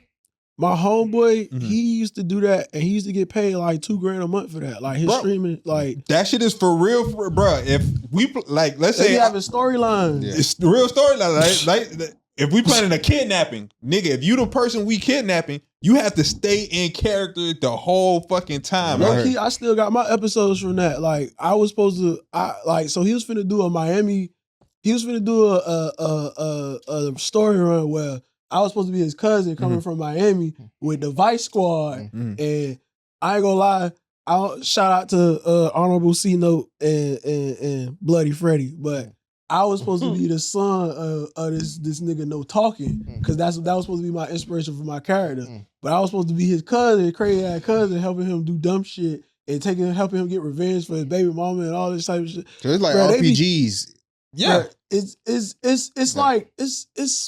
it's like, you know, like when your kids be watching kids play with toys. Yeah, it's the same thing. It's just Grand Theft Auto online, bro. When I heard that, I was like, I couldn't. You just logging on and you just acting online. Like, I'm a sheriff. I'm like, so No, like you niggas play as know- a sheriff niggas the whole be playing time. Yeah, niggas would be a real sheriff if like that's your only job. You have no other job. It's to And that's how you make a real living online too, because there's Right. no like cheat codes. You don't got the money cheat code to like get shit. So you gotta stay in You character. have to stay in character, or you That's have that T to Grizzly shit. That's the shit. Yeah. the servers. like you have to do shit in order to earn money. Like you I really ain't gonna lie, earn money. I on wanted to that do shit. that. I wanted to do that too. But I'm like, that you gotta sit home every day, Yes. Got jobs. all day, and be They gotta go online. provide Even I ain't for gonna my lie, family. I Even got to a join the life. server. I got a life. I have a life. told me Like I gotta I know go I might provide not for do my much, but I family. got a life. Bro. I can't do that, bro. But even to join the server, they'd be like, "Can you agree to do da? Can you agree to have a job? What role is you gonna play in this community?" I'd be like, "Bro, I remember that from the Dragon Ball Z back in the day when AOL there's like RPG, but see, I ain't get them like this. Not a game. You doing like text, but see now the technology done You ain't caught never up. played Dragon Ball online? No, but see now, but I'm older than y'all. Back in the day, Oh, you that's playing right. RPG on AOL. You There's just no- getting a yeah, there's no storyline, video or, actor. or you Trunks, Yeah, and you just it's like they plan it out, but it's in text because Yeah. back then the graphics Dungeons wasn't and there. No, it's the Dungeons and Kinda like Dragons that, yeah, version yeah. of yeah. We But used to- now you can Man. really build a server out and Yeah. do all this shit like man, shout out to RuneScape. I was a dork. I played RuneScape all the time. I lived on RuneScape, bro. I was a level 89. Well, you ain't the all only the one. Look, stuff. the same when you said that about the BET. I remember vividly being around big cousins, big brothers, big sisters. They want to watch BET. I'm like, man, I'm trying to watch this Dragon Ball Z. type shit. Bro, I watch people play video games now. Like, yeah, you know how you say, oh, you see how the kids watch other people play? Nah, I watch other people play video games all day. Either I'm watching people eat food, I'm watching people play like in weird games. It's not even like real games that you enjoy. It's like fucking simulator games. Yeah, Like I watch a nigga run a Blockbuster. Or I watch a nigga run a water park. He start from zero. He start from a shitty water park that look like a motel, and this nigga just build that. Like, I don't know why the fuck I be into this. Nigga, when I was a jit, nigga, you know what I had to do, nigga? Oh shit. America. Nah, I was watching Food Network though. Now I was watching Food Network. That's Emerald my- Lagasse. That's how my older favorite show. brother But is. that's what I was watching, bro. Like That's- I that's wasn't where really we watching get- cartoons. that's Like where I we can got tell the you, I know Frozen about all Oreo. the cartoons. I watched them, but Yeah. Man, this nigga was Nigga, I 12 was watching on- fucking yeah. Storia and Frank and shit, bro. I'd be like, why are you watching I these, was, bro? I was watching History Channel. I was Yeah, watching. I was definitely on the I was Geographic watching Channel, Emerald. for sure. Y'all had siblings? time. Y'all had a lot of like y'all had a lot of older siblings? They ain't Me live and with this- us though. yeah. It was we just y'all lived two? together. Well, here's the thing. It's 5 of us, and I got 3 older brothers. Mhm. And you got one that want to watch BET, Rap City Basement, and what 106 and Paul. Mhm. Like that was the go-to. And then you got the other one that want to watch Food Network all day. Like that's all I'm like, damn, Mr. Food Network. That's his name in the house.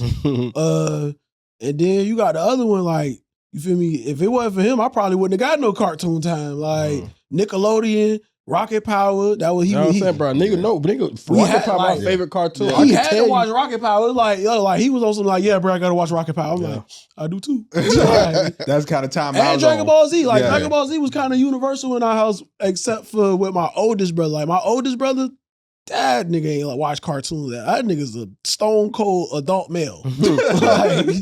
like, But that see, nigga watch you no notice that like the cartoons. people who watch like cartoons or Family Matters, Saved by the Bell, like low key, that'd be the people who are a little bit more creative.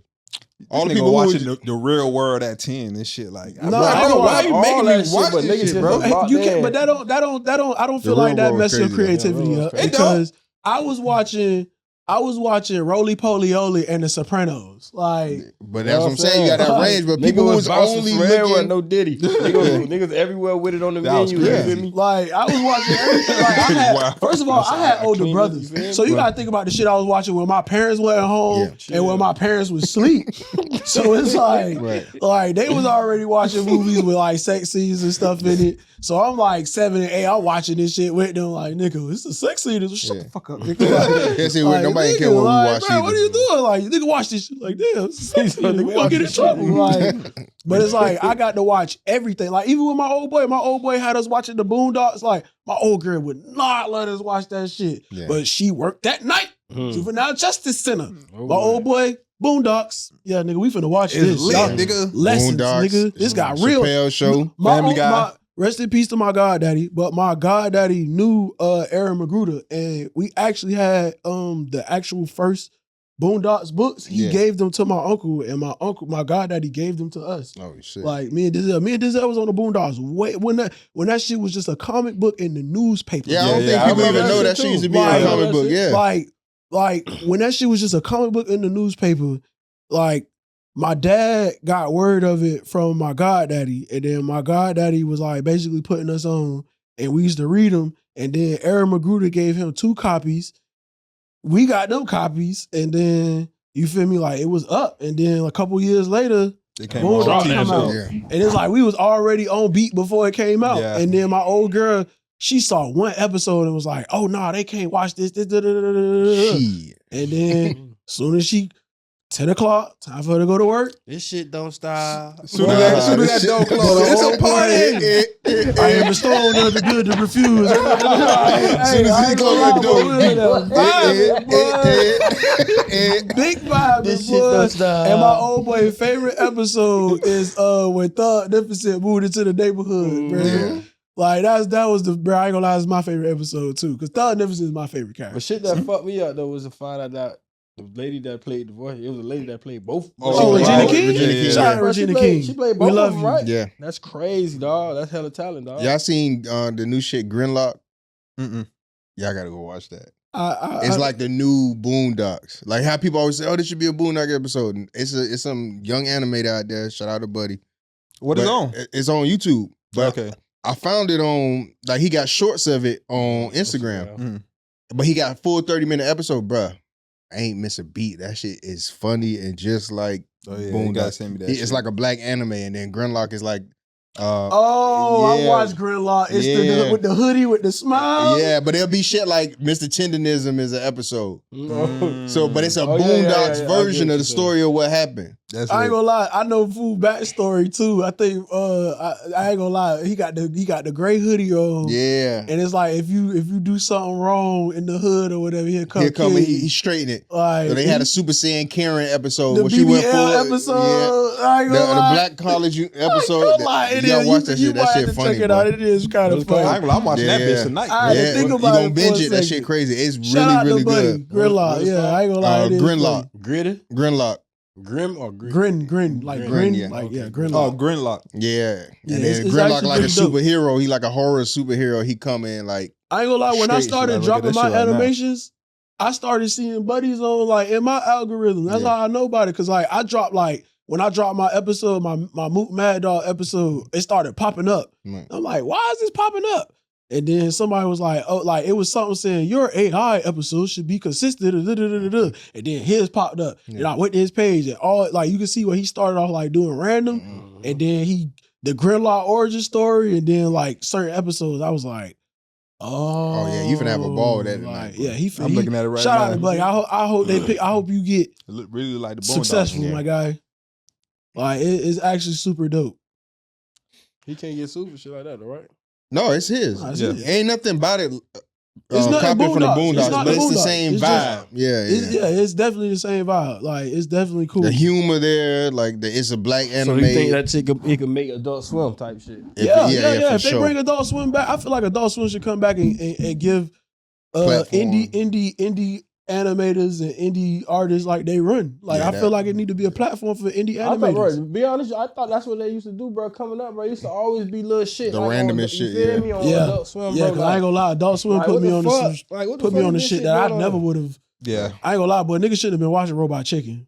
Robot Chicken, bro. We know the first. No Matter of fact, bullshit. that's how I started watching anime. Fucking Inuyasha, And Yu yeah. Yu Hakusho. Oh, Yu Yu Hakusho, my number one. That's what I Nigga- feel like I am. Bruh, nigga found that off by mistake. Nigga just up too late at night on a Saturday. Yu Yu Like, Hakusho. what the fuck is this? Lupin the I ain't gonna Third. lie. Lupin y'all the boys. Third. Oh my god. I ain't gonna lie. Gundam I don't know if Wing. y'all ever seen this shit. But y'all do any of y'all remember Foolie Cooley? Yeah. Okay, the nigga with the guitar in his head or some shit like that. Okay, yeah. That shit, that shit fucked me up. I ain't gonna lie, Oh, bro. I watched that shit at I like ain't never watched that shit. I watched that shit at like 3-4 in the morning, half sleep, and that shit fucked me up. Nigga, it used to be- That when that shit Bruh. got scary 3 in the morning. Niggas don't know. what Going to you sleep doing? watching Like, Cartoon what- Network. We're gonna see a clown with sharp teeth come up and Yeah, oh, yeah. nah, I can't go use the bathroom. No, what was that other shit before Toonami? Nah, before Adult Swim, Old Canada and shit like that. Yeah, that was a little Y'all creepy too.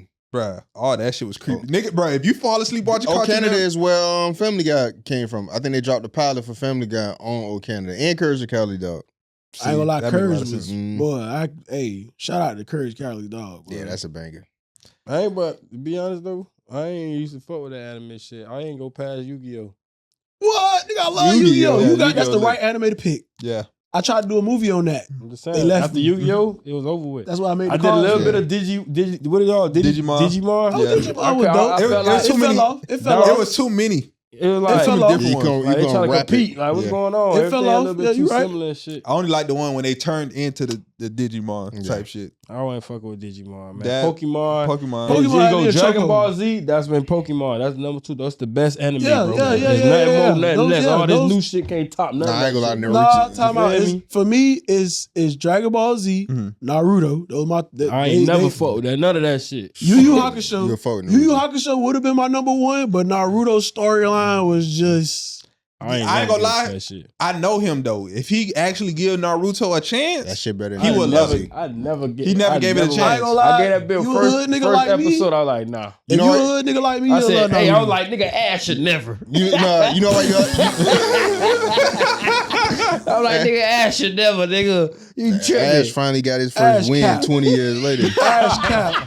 Nigga, stay getting his ass. I ain't gonna lie. Ash Can't get cap. past the finals. nigga that got Pikachu I ain't ass gonna lie, whooped 30, I- 30, After 30 finding years out in a Ash row. was a Straight. loser, bro, I stopped watching Pokemon, bro. I'm like, Bruh, this nigga yeah. ain't never win a championship. Yeah, At all. Pikachu carrying the team. Like, He can't bruh, He did it for like- the game, man. Bruh. You Nigga won feel his me? championship when I was already an adult 22 years later. Like, bro, I'm 22 years old. You man, get out of here, bro. Nigga Your went first old. championship, get out of here, bro. Nigga had the hardest Pokemon ever and lost him.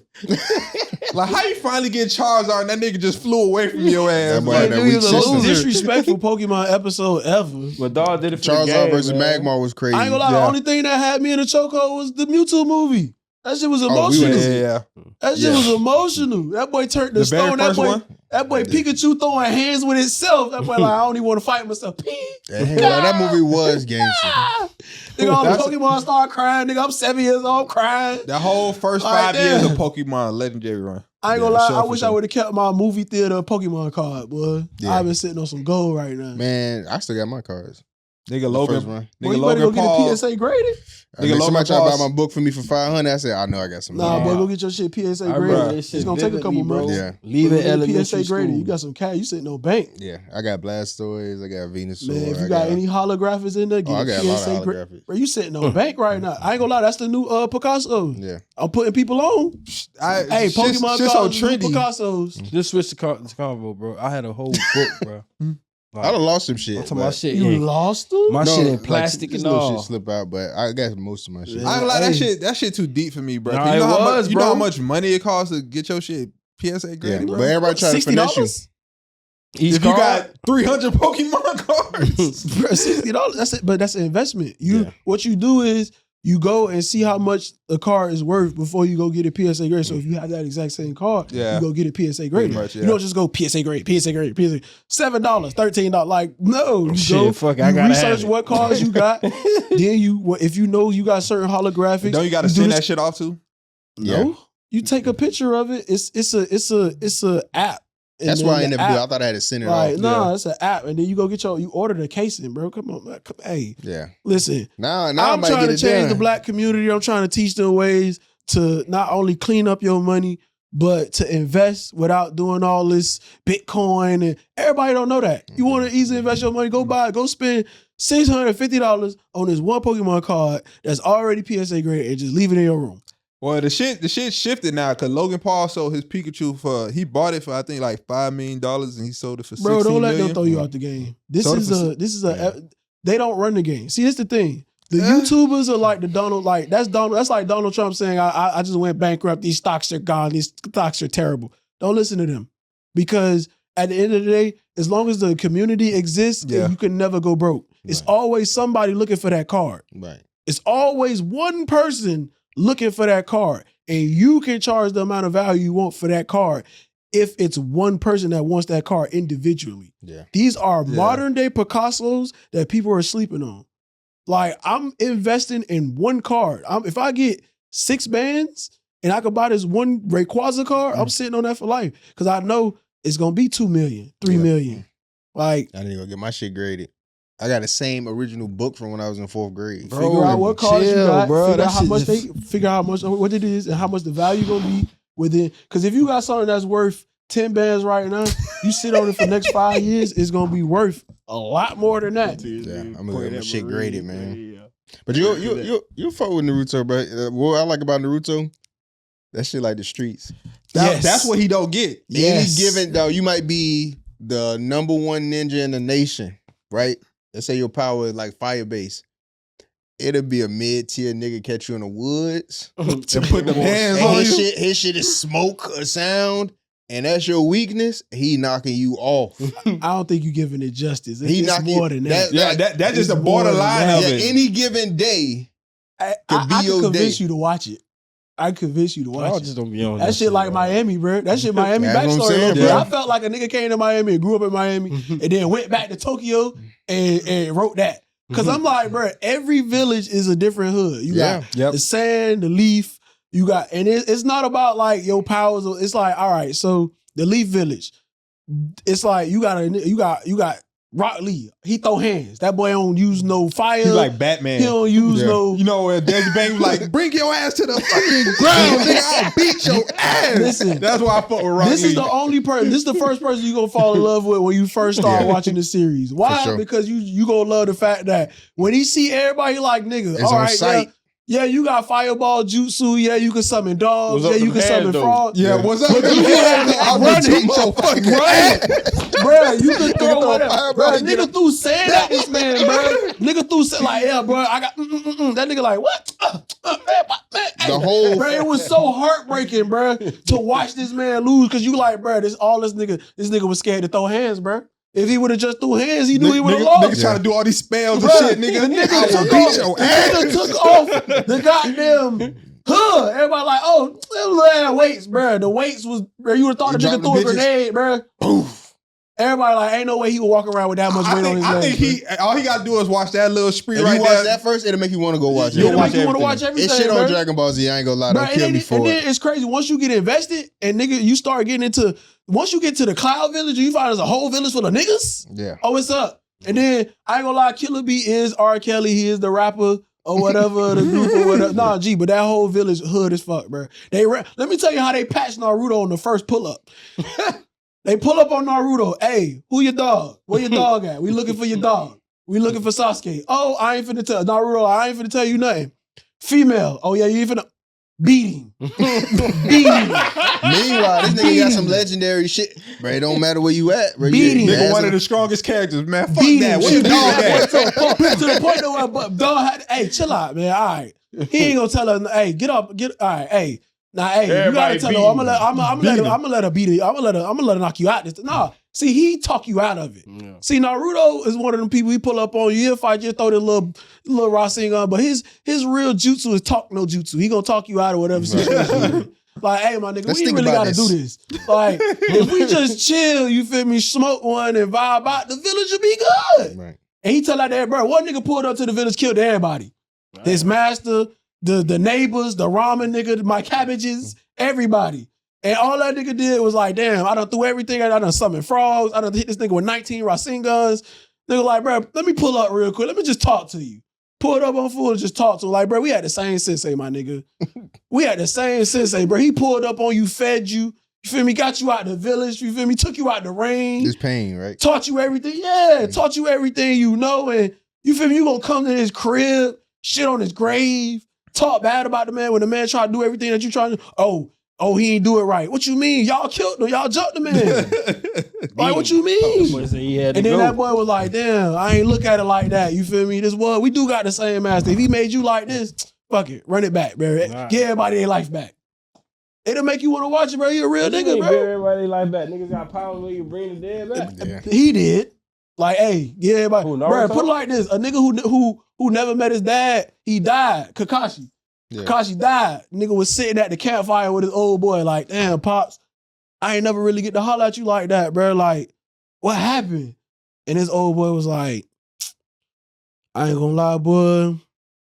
I couldn't let my niggas die, bro. Like, it was my mission, and it was either let them die and complete the mission and come back and be the only nigga alive, Or I die with my dogs. Yeah. And that boy said I had to die with my dogs. I don't care if the information got leaked. I wasn't finna leave my homies out there. That's fucked up. No, I say, bro, this shit. Well, Dragon Ball I Z ain't gonna niggas lie, just be boy, fighting random It's shit. some lessons and some stories Yeah, in that the shit different. anime, bro. Like That and My Hero Gangster too. I don't watch My Hero. That shit ass. My Hero Gangster, boy. That shit ass.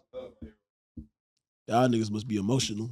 That's what All right, I gotta get into these questions though. Dragon Ball Alright. Z, that one. I gotta get into my clips real quick.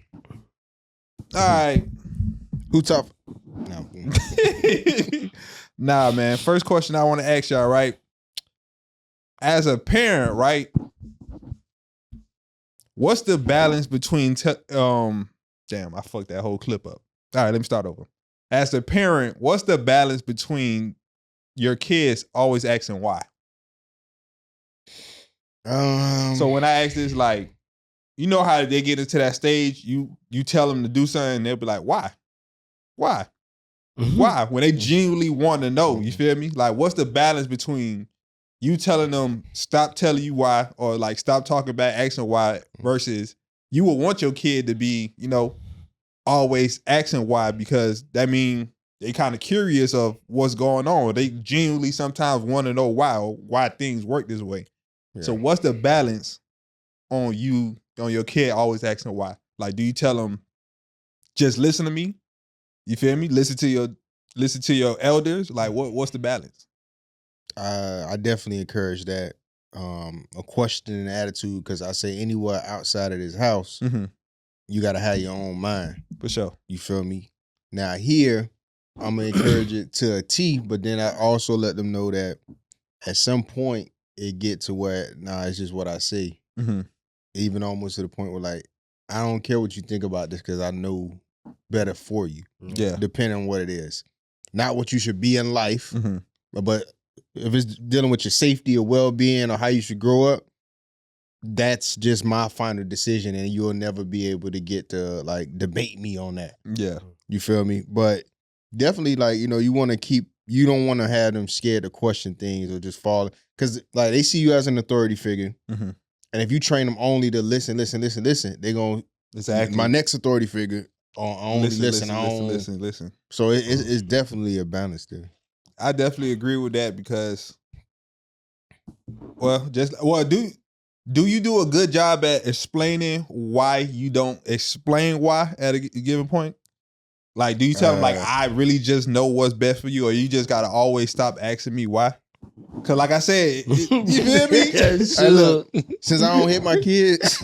I said that should. Since I don't hit my kids, sometimes it just really come out, hey, stop asking me I why. don't give a fuck what you thinking about this now. Like, God damn it, because I said it. yeah, that's it.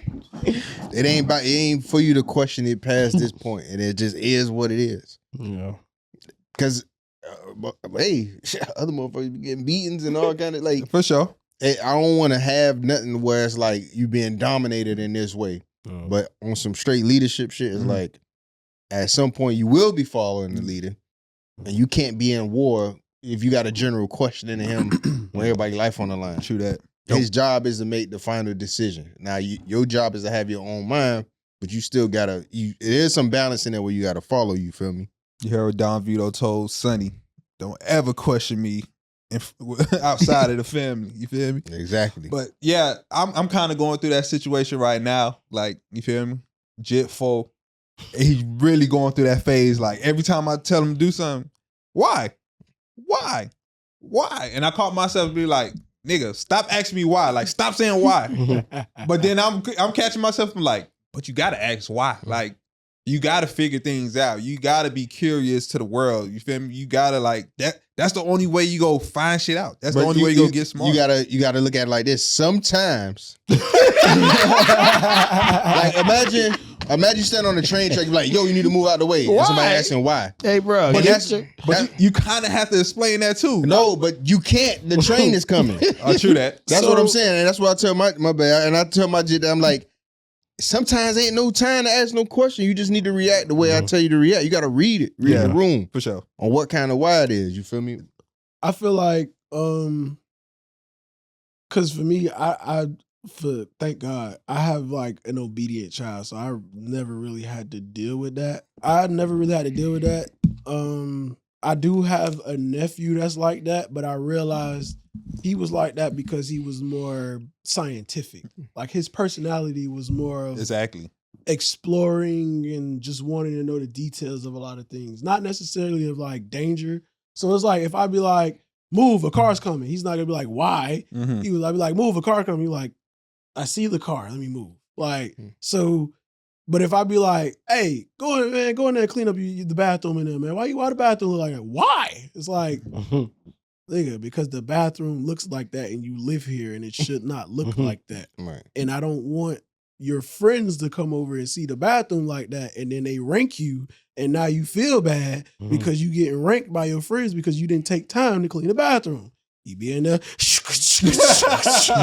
You right. I ain't gonna lie, right, bro. Like, Every reaction has a reaction. so Yeah, like, exactly. I like as a parent, I haven't had it, but as an uncle, oh my God, my rock brain nephew, I have to like Explain it. yeah, like, and it's good that I have to explain certain things sometimes because as it's kind of like I'm the net for his mom. Yeah. Cause like my sister can't deal with it. She's like, motherfucker, because I said so. Exactly. Because I pay these Like, fucking bills. And I ain't gonna tell you no more motherfuckers out. I'm gonna take that phone and that PlayStation away from telling you. you. Because if you ask me why one more time when I tell you to do something, it's like, man, just give it a little, just let it buffer for a little second. Like, you See, feel that's me? how most black people raised, but shit, you ain't got that room to think for yourself. You take that in there, you just 'Cause even for example, for this nigga, right?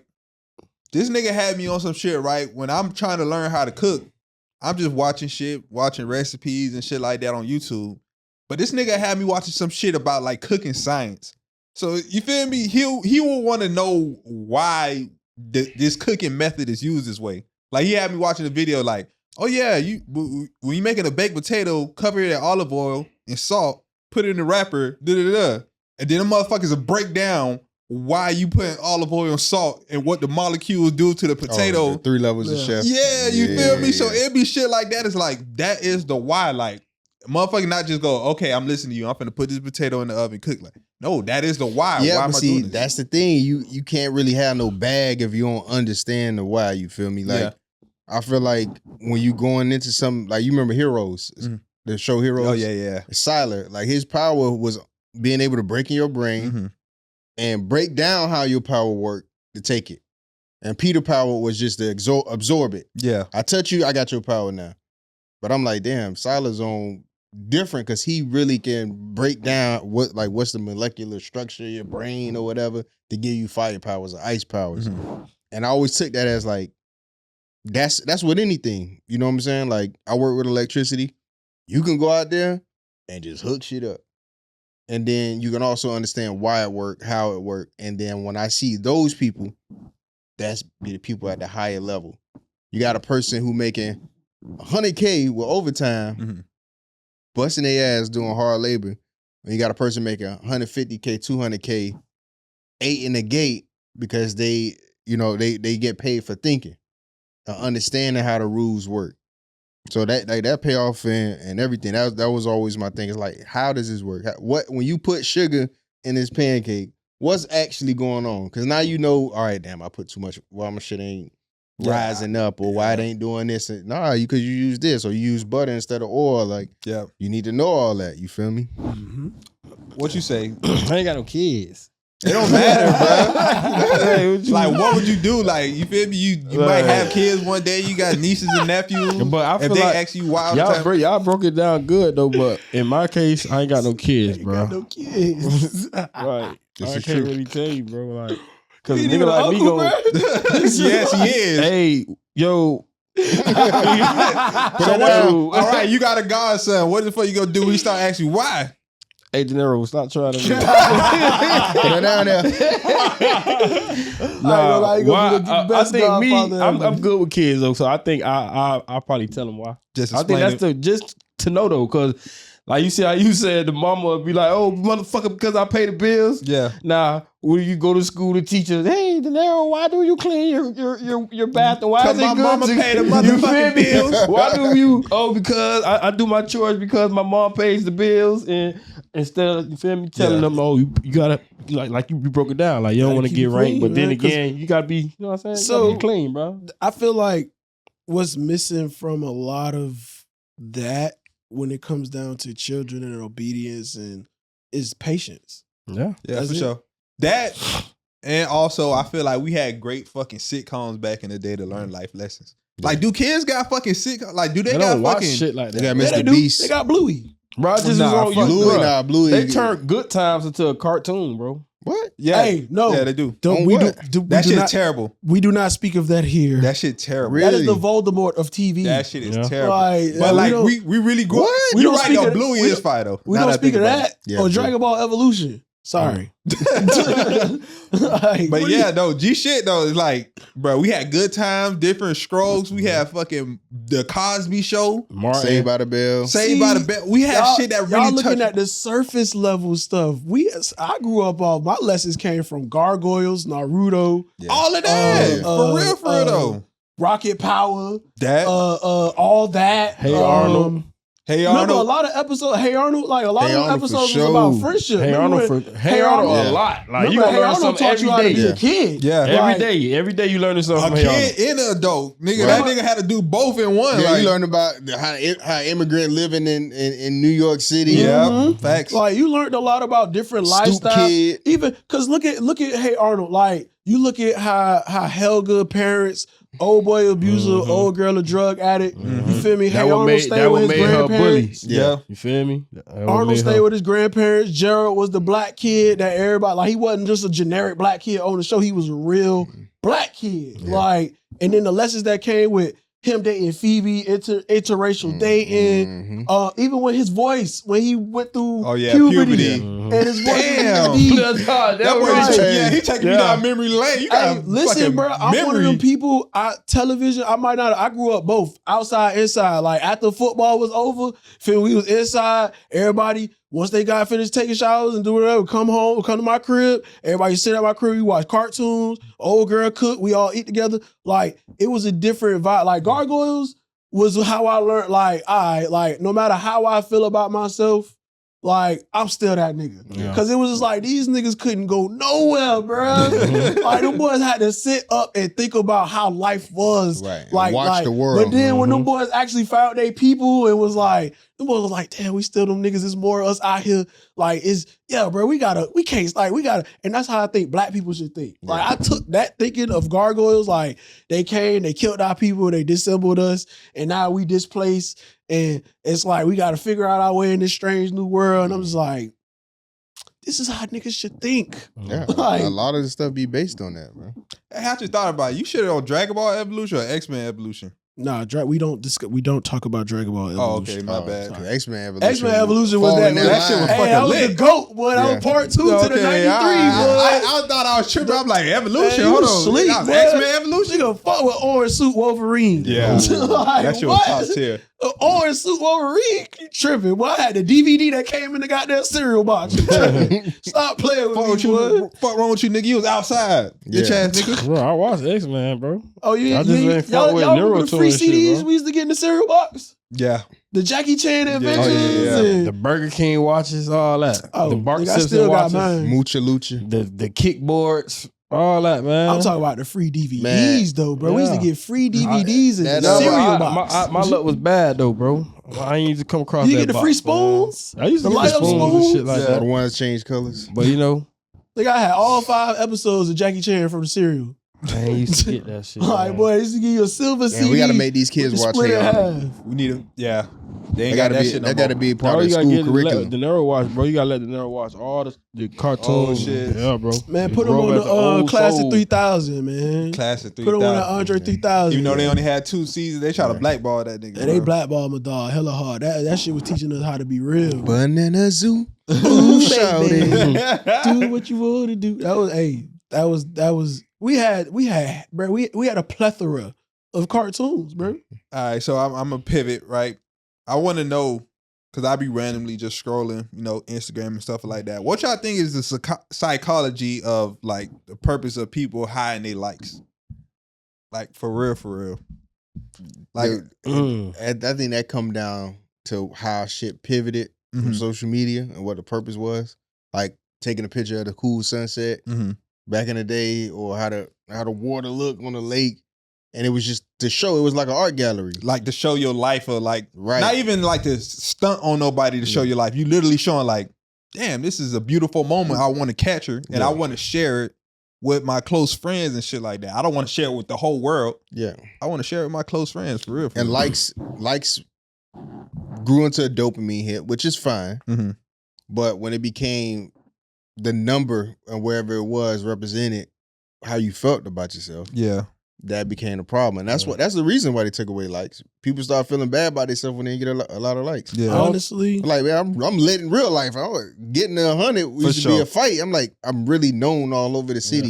Yeah. Some people shit is like that, and some people just not. I don't think they took it off. They just gave you the option to take it off. Yeah, they gave you the option. Like, you post, it's on automatic. You got to take it off. You got to take it off. I was about to say, because I just seen, I was finna chime in right after. I'm like, cap, because I work with a lot of models and a lot of underground artists. Well, used to. I'm retired now. As of this year, as of 2026. No, as of 2025, I was retired. So to the club.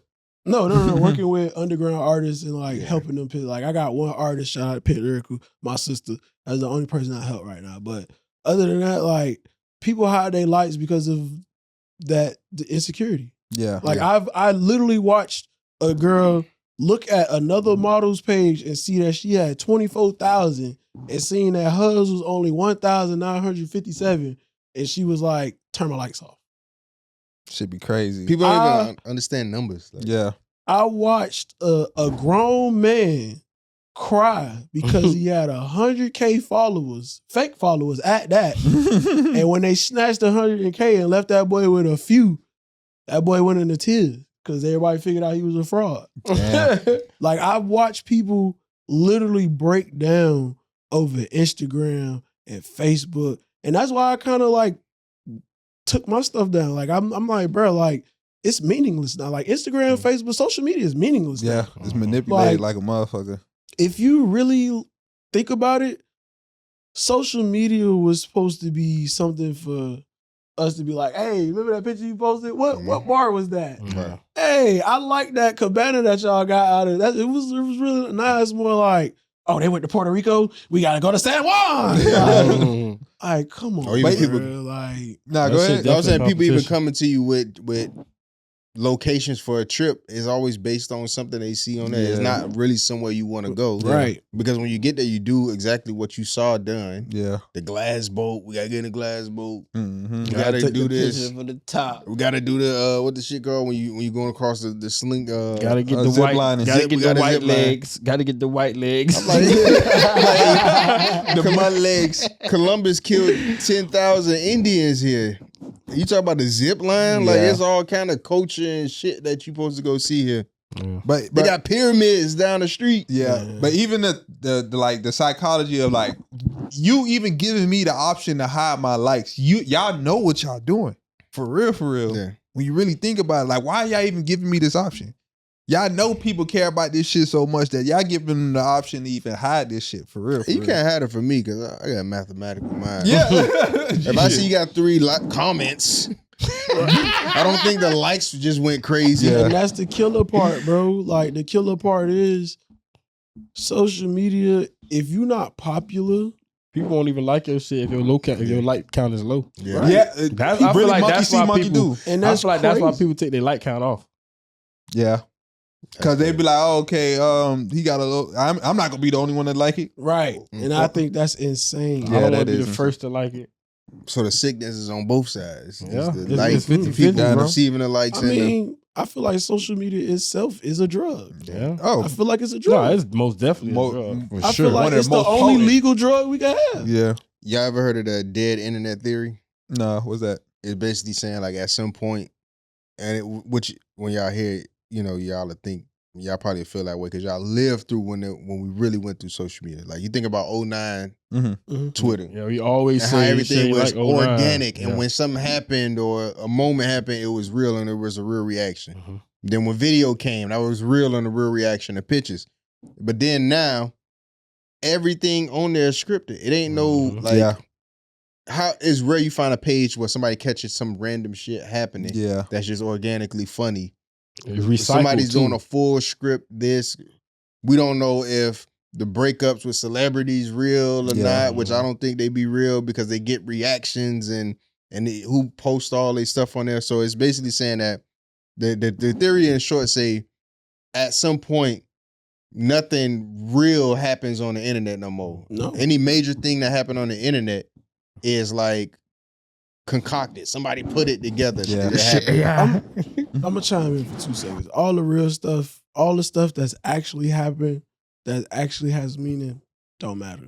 Because you're not looking at the families that's posting a picture of me, Johnny, and Danny, the whole family, Christmas pictures, or just us at the lake sipping. Like, we're not looking at that. We looking at this thick chick who we know finna clap. Hello. In the next the next couple reels, she clapping. Like, talk to me. Double tap. Like, and then you scroll up and you got a light skin. Like, double tap. Then you got another one with dreads. Double tap. Like, hello. Like, we not looking at that. Like, you don't care for that. I don't care for that. Right. I don't care to see my auntie posting her class reunion. Like, oh, we met up and we went to. Like, I don't care for that. Like, facts. I don't care for that. Like, get muted. Get out of here. I don't care for that. Like, I that on Facebook. You, like, we don't care for nothing wholesome on social media. If we get rid of that positivity. Because even when it comes to politics and the news and all that, it's like even that if it ain't crazy, nobody ain't reacting to it. Like somebody talk about a bill that's finna happen, you ain't gonna know what the hell going on. I know a nigga who gonna talk about it with you though. Who? My boy, man. Do that. Fat. Oh God. Fat. But y'all know what era we in though, right? What? We in the controversial era. Yeah. Yeah. It's either one side or this is the Trump Charleston era. For sure. Like, white people could say this is the highest spectrum they could go, and Charleston white is the highest spectrum we can go. Yeah. We in the Trump Charleston era, bro. Because I remember at a point in time where you couldn't disrespect the dead. Well, if you disrespected the dead, people would be like, bro, you are completely. We not fucking with you. Yeah, at all. We ain't laughing with you or nigga none of that can't shit. stand around you. Nigga can't. You not getting a repost. You not nothing. But here it is. A grown ass man can say, "F the dead," because he has a logical reason behind it. Yeah. And now everybody like, oh. You got to think about it. Right. Like, these were murderers. But at the same time, it still was a human being. Yeah. You feel me? Once they go, whatever sentence they got to deal with, that's that. You know us, that's why I like Miami. Like, we know killers. You know when they die, niggas will be like, oh, well, everybody just stay silent. Yeah. No opinion. Yeah. You feel me? That's not up to us. That's why I love Miami. Not no more. Yeah. But Charleston White and Donald Trump. Yeah. No, I said now it's crazy. But it's the shock. But that's going back to the theory. It say like you got to say something crazy and shocking. Charleston White tell you every 10 interviews he got that he doing it on purpose. Yeah, because that's how he makes it. Because he know what era. You know what I'm saying? And then it's like, all right, what he's saying? He's saying, all right, I can say this about him because Buddy a murderer. Yeah.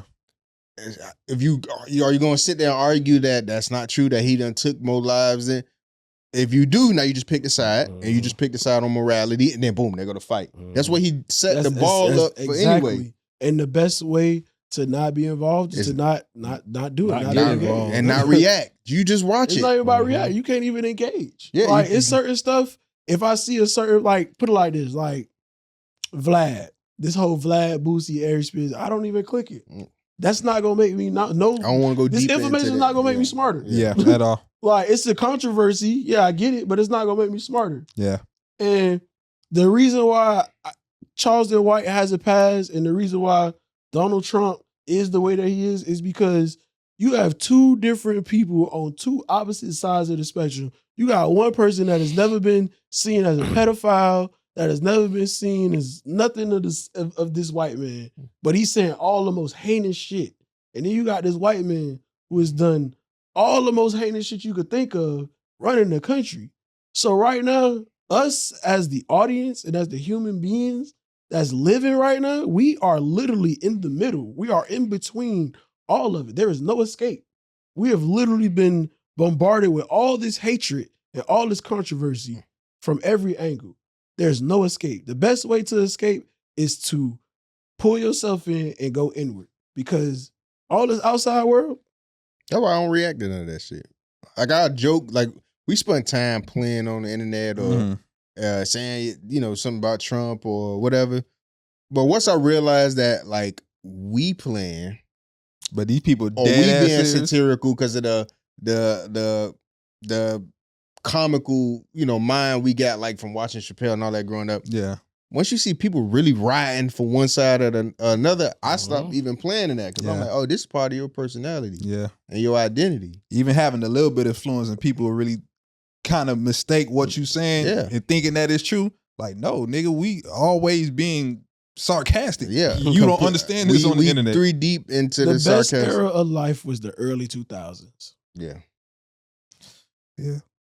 2009 was a good year though. The early 2000s was the best time. You know why? Because it was a balance. Yeah. Remember video games instead of social media? Yeah, we was standing outside of GameStop for hours waiting on Call of Duty to come outside, camping. Nigga, you had to pull up on your dog and hope that he'll let you stand right next to his ass and say, I was waiting for you. Like, video game releases was different. Not everything come out online. Yeah. You feel me? Events was different. Everybody didn't have a phone to record. So if somebody left with visuals of that event, it was legendary. Yeah. Like, organic moments. The value of things went down because the amount of access went up. Yeah. If we being honest. It ain't. And you got to pull back on your actions. That's why I go out of town all the time. People don't know. I don't post. Yeah, that'd be tough. That'd be my toughest thing right now. Like living in the moment, having a good time. People really, I'll say that shit all the time, bro. If you ain't posted, it ain't happen. The only time I post something is if it's critical for you to know, because I know what it's going to do. It's going to affect you a certain way. Then I'll post it. You know what I'm saying? But outside of that, I'll be in and out. I don't even pick up my phone. Nigga be like, I went to Jacksonville last weekend. Nigga, stop lying. Yeah. I was following. I wish I could tell you. Yeah, stop lying, nigga. I was following you. You was here. You posted being at home that Saturday. No, nigga, I posted being at home, but I was in Jacksonville. That just let me know you just as tapped in with yourself as you supposed to be. Because bro. I ain't gonna lie, boy. Me and my daughter, we used to jump in the car and go to the Keys every other weekend, bro. I ain't posting not a dollar, not a nothing, not a ping, not a nothing, not a ice cream, not a nothing. Cause you know why? I realized like you're not really doing it for yourself if you really just, oh yeah, look at me, I got my ice cream in my conch. Like, oh my God, these are the best these are the best 10 bro. countries in the Like, if you really, starting number 1. I realized when I was on tour with Denzel, I was having such a vibe that I forgot to post. Yeah. Like Living when in you the having moment. so much fun, bro, like you don't post. Yeah. Like when you want to pretend like you're having fun, you post. That's what I realized. It came to, cause like I ain't gonna lie, I be posting job stuff now. Like, look at me up building. Yeah. And motherfuckers be like, ugh. I'm like, what? It's a post. Like, I'm just showing you what I'm doing. I'm like, I'm just showing you what I'm doing. Like, I'm not looking to go viral. Like, and that's the thing. Viral is such an addiction now. Like everybody looking for that hit. Yeah. It's almost like the new lotto. Like you go viral, like your whole life is gonna change because everybody's gonna. And I feel like it goes down to the core of who we are as human beings. We want to be remembered. Cause it's the currency is keeping people attention right now. Yeah. If you could keep people attention for a certain amount of time, motherfuckers will pay you a large amount of money because they could place an ad, they could put a subliminal message. You see all these sports betting apps. Most of these clip pages, they got the rain bets at the bottom. They got the stakes at the bottom. Shit they got burning a hole in your brain. You feel me? Y'all about to get me on my Michael Beasley right now, man. Like, for real. No, because I look at it like you can't really fall into a lot of the traits that social media is trying to get you to fall into. Like falsifying your life and trying to chase something that's not really, you feel me, who you are. That should really do something to you. These Like- motherfuckers don't give a fuck. They want that dollar. They want it done to them. But and then you see too, all the screamers, they at a very young age, so they don't value the peace of mind and shit that we value. Like I be watching I Show Speed, island hopping, nigga going to Jamaica, Virgin Islands, going to all these islands. The nigga can't really even enjoy himself. Why? Because there's a fucking riot and marsh pit of people following this nigga. This nigga in a car riding on top of a van. You see fucking 20 cars, 10 scooters, just trying to take a picture with it. Like, who the fuck want to be that famous and not be able to That's enjoy the it? thing, though. What do all humans have in common? We all want to be remembered. Yeah, for sure. They want to just be in that mind. Hey, boy, I seen you on I Show Speed screen. Look, but that's a part of history. What is history? History is every person trying to solidify themselves in time. Yeah. Look at all the greatest conquerors, all the greatest builders, all the greatest painters. They will write books about me. Something. Everybody did something so that when they gone, you got something to fall back on and remember them by. Like, oh, I left the world's greatest painting. I played the greatest piano, or I put on the greatest performance. Every human being, no matter who you are, what you do, where you at in the world, every human being's core DNA piece is I want to be remembered. I don't Whether you wanna want to be be forgotten. remembered, I by can't even say every human being. Yeah, it is. Because it's a large motherfuckers who don't give a fuck. Like, they don't That's give the a fuck. anomaly. They don't feel like they could. Now, I feel like the anomaly is us who will actually be remembered, who actually do the work and put in the work to actually be remembered. They maybe want to be remembered, but they not doing shit to be remembered for real, for real. Like, they walking that line like, okay, this motherfucker selling pineapples. I'm selling pineapples too. Yeah. This motherfucker started a clothing line. I'm gonna start a clothing. This motherfucker got a podcast. I'm gonna start a podcast. We innovators. We be the first to do some shit. That's how we will get remembered. You looking at the method on how they want to be remembered. Yeah. But at the end of the day, that's somebody who doesn't know what they can be remembered for. Yeah. They trying different ways of being like everything, regardless of who we become, everything about the core human being of who we are, we want to be, we want to be remembered and we never want to be forgotten.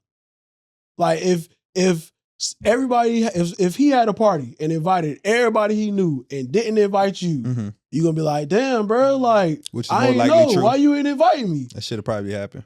Cause you don't drink or smoke. Fuck invite you for. But I'm saying, in your subconscious, you're gonna be like, damn, like, did he not invite me or did he not remember? Yeah. Like, It's the main character. No, I remember. But Nigga just I'm didn't invite you, bro. but I'm It's that main saying, character syndrome. but once you get him that clarity, Yeah. it's not gonna be he gonna be like, oh, he didn't forgive me, he was just an asshole. Yeah. And the dopamine hit. There you So go. it's still the subconscious of, did this nigga forget me? Like, he invited all these people, then he forgot to put me on the list. I see this nigga all the time. Mhm. Like, it's still that subconscious, I want to be remembered. I don't want to be forgotten. You Or feel be me? somebody to somebody. Like you gotta grow past that part. Nobody alive. Oh my bad. Because I look at celebrities, I just feel like celebrities are just, I look at all the stories of celebrities and how they be like, I came from nothing and I went through this with my parents and I stayed in this house and this band. And I just be like, these are people who don't want to be forgotten. Yeah. And they want their story to be remembered. So it's like, if you don't have that type of story, you really not trying to be remembered. And if you do have that type of story, you stop at a certain level of where you feel like you're comfortable and the type of people you want to be around. Because I feel like famous people are people that don't like people, but want to be praised. For if sure. that makes About sense. 90% of their ass. For sure, for sure. And I feel like the local people like us, like we don't want praise. We just want good friends, good people, good Yeah. times, Mm-hmm. good experiences. And I feel like experiences and memories are the things that we cherish and want to keep the most, like us as grounded level people. So I feel like it's a lot of psychological that go into it. But the key thing is nobody wants to be forgotten and everybody wants to be remembered.